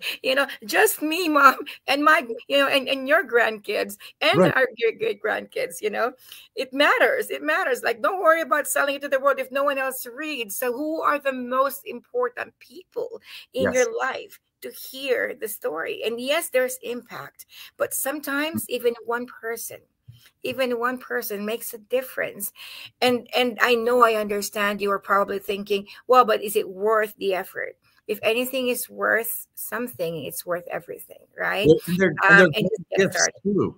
May I elaborate on what you just mentioned? Yeah. A second? They're great gifts. Look, it's a gift of a legacy. I highly recommend. Look, there's reasons why to write your book or write chapters in books. I know LA Tribune, you guys, you have different book series people can get into. We do too. Like, find someone that you trust and join them and share your story with the world, or your world. It doesn't have to be the world to market out there to make money or anything. It's really a gift of your legacy to your loved ones, to the future. We actually have and I love, like, for me, like, I'm holding up some of my books. It's crazy. I have a book. Okay, I made a bookshelf out of my books. Okay, it's huge. And like this one I wrote with Kevin Harrington from Shark Tank. This one I wrote with Doria Cordova, right here. It's amazing, with Money and You. And this one's on the brain with John Astra from The Secret. The point is, though, it's really nostalgic for me to be able to write with these legends and fun, amazing human beings. Ava, you and I need to write a book together. And Mo Rock is going to be in one of our books coming up in, I believe, this one over here, the Book of Mentors, coming up here. So the point is this, though. We have another book series coming up that's, I'll sort of mention the name, but don't tell anyone, okay? Because it's a secret. But it's exactly what you were just talking about, Ava. It's leaving these legacy gifts to the world. And wouldn't it be cool if you could write, as we're all getting older, you can write to your children as a gift, they don't even know it, or your grandchildren, right? And it's going to be called Letters to the Universe. And it's going to be a compilation of amazing letters. A chapter is a letter, right, to your loved ones. And it just gives me chills. I'm so excited about it. So good. Well, as we come to a close, I wanted to just highlight 2 comments in the chat. Someone is laughing, I made a bookshelf of my books. Yes. Daniela just finds that very, very inspiring. And Roseanne Higgins from your community is saying, grateful to hear from your wisdom, and thank you for your text today. So I see that your community is out here to support you also. So it's wonderful to have a community of authors, a community of people who, like, as Bill said, champions you, like lifts you up, being a community of inspiration, of encouragement. So I wanted to give you the stage, Erik, and No, give your I'm shy. Don't give me a stage. I'm shy. I can't do it. Oh my God, you're a spirit. You're a speaker, Erik Swanson. Get the stage, close it, and both to your community who's watching, to people out there who's thinking of writing their books. This is Books Change Lives, and let's close us powerfully with what you can inspire the world with. Okay, so I'm going to share just a few, less than 3 minutes. Here we go. So first off, what are you doing? Sit down, turn this off. Don't turn it off yet. Turn it off in like 5 minutes. But turn it off and grab your piece of paper, grab a notebook, and start just writing down a few items. Trust me, the world needs you. The world really, really needs your story, because look, there's a saying called success leaves clues. And wouldn't it be cool if we could go to school, quote unquote school, and read a book, because it really is educating you, right? It's going to school to learn a different outlook, a different theory, a different philosophy on handling whatever you've got going on. And the beauty of it is that there's a market. I say market. There's an audience. That's a better way to describe it. There's an audience out there that is waiting for you to help them. I'll share a story with you, and then I'll close out in 2 seconds here. The story is, I write these books, and these books are all, they're in self-development, they're motivational, they're inspirational. Okay, and like this one's called the Principles of David and Goliath. It's being your David to your Goliath. We all have Goliaths in our lives. Goliath meaning the obstacle or the challenge in your life, right? We all have them from time to time, all throughout our lives, right? What kind of challenges do you have? Well, can you be the David, or I have the Debbie and Goliath as well, by the way, the female version, but can you be the David or the Debbie to your Goliaths? And wouldn't you like to learn from people who have done it before you, right? Like the Chicken Soup for the Soul. I'm friends with Mark Victor Hansen and Jack Canfield, and Dennis Waitley, by the way, came up to me and he's in one of my books as well. And he's like, oh my God, this is like the new Chicken Soup for the Soul. My point is this. There's an audience out there that needs you because you are going through something right now that the next generation will want to learn how to get through that. And it's extremely important to do this and leave that legacy. And I'll share one more quick thought. If you already are, how do I say this? If you already are an author, a best-selling author, a #1 best-selling author, or if you're not an author yet, same principle applies. Here's what I want you to do. I want you to, if you're an author, grab your book. Here's one of mine called the Book of Mentors. I want you to grab your book, and I want you to grab 3 copies and always have 3. 3 is the magic number. Always have 3 copies on you in your laptop bag or wherever, in your purse or whatever, and bring it with you at all times. So you're going into a Starbucks, you're going into wherever, it doesn't matter. I go into Whole Foods, okay? And I'm in a Trader Joe's the other day, and I've got 3 books in my backpack or in my bag. And you always have an excuse to bring up one of the topics in here when somebody says something, or somebody had some really cool glasses on the other day, and in a Trader Joe's, and I said, oh, I love your glasses. She was at the checkout when I was leaving, and I said, I love your glasses, and she goes, oh, thank you, I appreciate it. I got this from my grandmother, actually. The lenses were hers, and I redid the lens, to fit my prescription. I'm like, oh my God, that's amazing. I actually have. Well, I'm a publisher, and one of my authors is a grandmother, and she just wrote a whole chapter based on her learning from her grandchildren of how to handle personality traits and types. It was really cool. She goes, oh my God, that sounds really cool. I go, it is. I go, you should get the book. And she's like, oh my God, I will. How do I get it? I go, I'll tell you what, I got one in the car. I'll be right back. And I ran out to the car, got it for her, because I guess I didn't have my backpack on at that time, but it was right in the parking lot, okay? I bring it in, and I hand it to her, and I signed it. Oh, here's another thing. Make sure you have a signature page. If you already are an author, make sure you have a signature page. I can't find it really quickly here. It's in here somewhere. Okay, it's in here. So make sure you have a signature page that has your information. There it is. Has your information on it, and then you can sign it for them and leave a nice note. Now, if you are an author, that's what you should be doing, because guess what? So many people are going to look at this, and then they always say this, oh my God, can I buy your book for you? It's $20. You go, no, it's my gift to you. You know what? Go on Amazon.com or Barnes & Noble, leave a cool review, a 5-star review. That's payment enough. And they're like, oh my God, that's amazing. And share it with 2 other people. And they're like, oh my God, I will. And this goes around. Like, I'm not sure who Roseanne is. She's part of my community. This is the reason why. Okay. And the last thing is this. If you don't have a book, you're not an author yet. You know what you do? You pick up one of the books.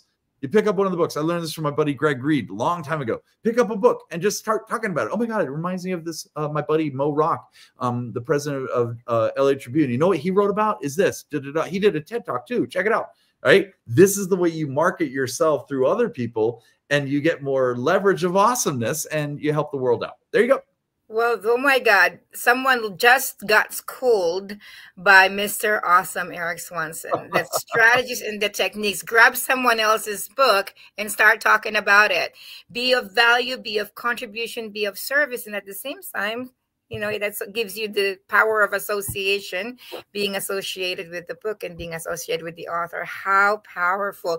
So, I am so grateful. We at the Los Angeles... There you go, your books. It started from a depressed moment at the couch, at the age of 20, and now with 31 bestseller books. You And rock. so the Los Angeles Tribune has a critical acclaim bestseller that's reviewed by the editorial team of the Los Angeles Tribune. It's not based on number of sales. It's based on the quality of the book, based on the potential for positive impact to the world. So I would love to encourage you, Erik. You know, there is also, you know, we were having a film festival next week. You know, this week, in a few days, 14, 15, 16. We have 3 days left. And this book week actually ends at the red carpet of the film festival with books that turns into films. However, you know, with film festivals, a lot of the films have won Cannes, have won this film, have won this. They submit themselves into multiple film festivals. So my encouragement is, if you can have double, you know, multiple, you know, best-selling titles, submit your book for nomination at the latribunebestseller.com. I think that's there, rolling in the chat, latribunebestseller.com. And if you have books that you and authors in your community that you would like to nominate their book, get them accolades, get them visibility. And it's such a service from the Los Angeles Tribune. I couldn't tell you how much of a service it is, because you know, to nominate your book is only $97 to help with the cost of the review, but there is no purchase. You cannot pay for the bestseller. It's not for purchase. But once you become a bestseller, whether you become a bestseller or not, there is an article that you were nominated for it. But then when you become a bestseller, there's also an article for the list of the bestsellers, and you get an opportunity to have your books, you know, broadcasted, highlighted with us. And I feel like that's such a service that levels out the playing field, because it's not about investment. It's not about the amount of money that you put in your book. The people in Kenya has the same opportunity as the people in New York. You know, is what I always say. So, Erik, thank you so much for being our keynote speaker, our closing speaker for day 3. Thank you for your words of wisdom. We just love your energy. You rock. Yes, you rock. And you know, he knows what's coming up. Always, we close our broadcast with the TEDx talk of our CEO Morak, just to remind of the values of the Los Angeles Tribune. Mr. Erik Swanson, thank you so much, and thank you for being a yes to the Los Angeles Tribune. I always am a yes. Thank you so much. Take care. Thank you.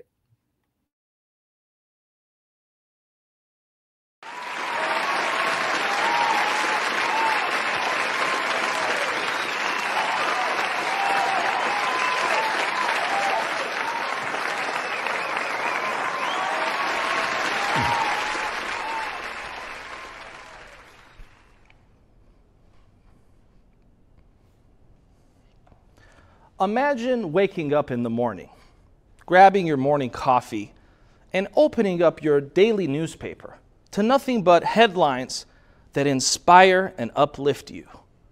Headlines like the Apollo 11 moon landing and how it inspired people in the 60s, or headlines like the Berlin Wall has collapsed, or even more recently, headlines like the miracle on the Hudson. What would that do to your day when you started off with just positive news? My name is Morak. I'm the CEO of a national newspaper brand, and today, together, we are reimagining journalism. You see, studies reveal that there is a stark contrast between positive news and negative news. In fact, for every piece of news that is solutions-based, that can uplift and inspire you, there are at least 17 that don't. That's 17 to 1. So today, we are actually faced with an epidemic of negative news. We've all heard the phrase, if it bleeds, it leads. But why does this have to be the centerpiece of a lot of news production, journalism, and content creation of the world today? There are a lot of incredible journalists that are solutions orientated, and I give a lot of credit to them for doing a great job. And here's the truth that you may not realize, is that everyone in this room is impacting our news. You see, every single time you like a post, every single time you leave a comment on a news article, and every single time you share something, you're not just liking, commenting, and resharing. you're actually casting a vote. You're not only casting a vote for the kind of news you want to consume, but believe it or not, you're casting a vote for the kind of world you want to live in. You see, I believe that news has the power to not just inform you, but it has the power to mold you. Our world views are largely shaped based on the news and content that we consume. And so I want to encourage folks to remember that the next time that they like, comment, and share. Our organization has one question that it always has to ask before we share anything, print anything, or publish anything. Our editorial team asks this one very simple question. Does the following piece of news empower our audience, or does it disempower our audience? What would the world look like if every content creator, every journalist, every time someone posted a news article, they asked that question? Does the following piece of content empower our audience or disempower our audience? And I want to encourage everyone to participate in this process and help us bridge that gap between 17 negative news articles for every one positive. And let's come together and ultimately make this world a better place. Thank you.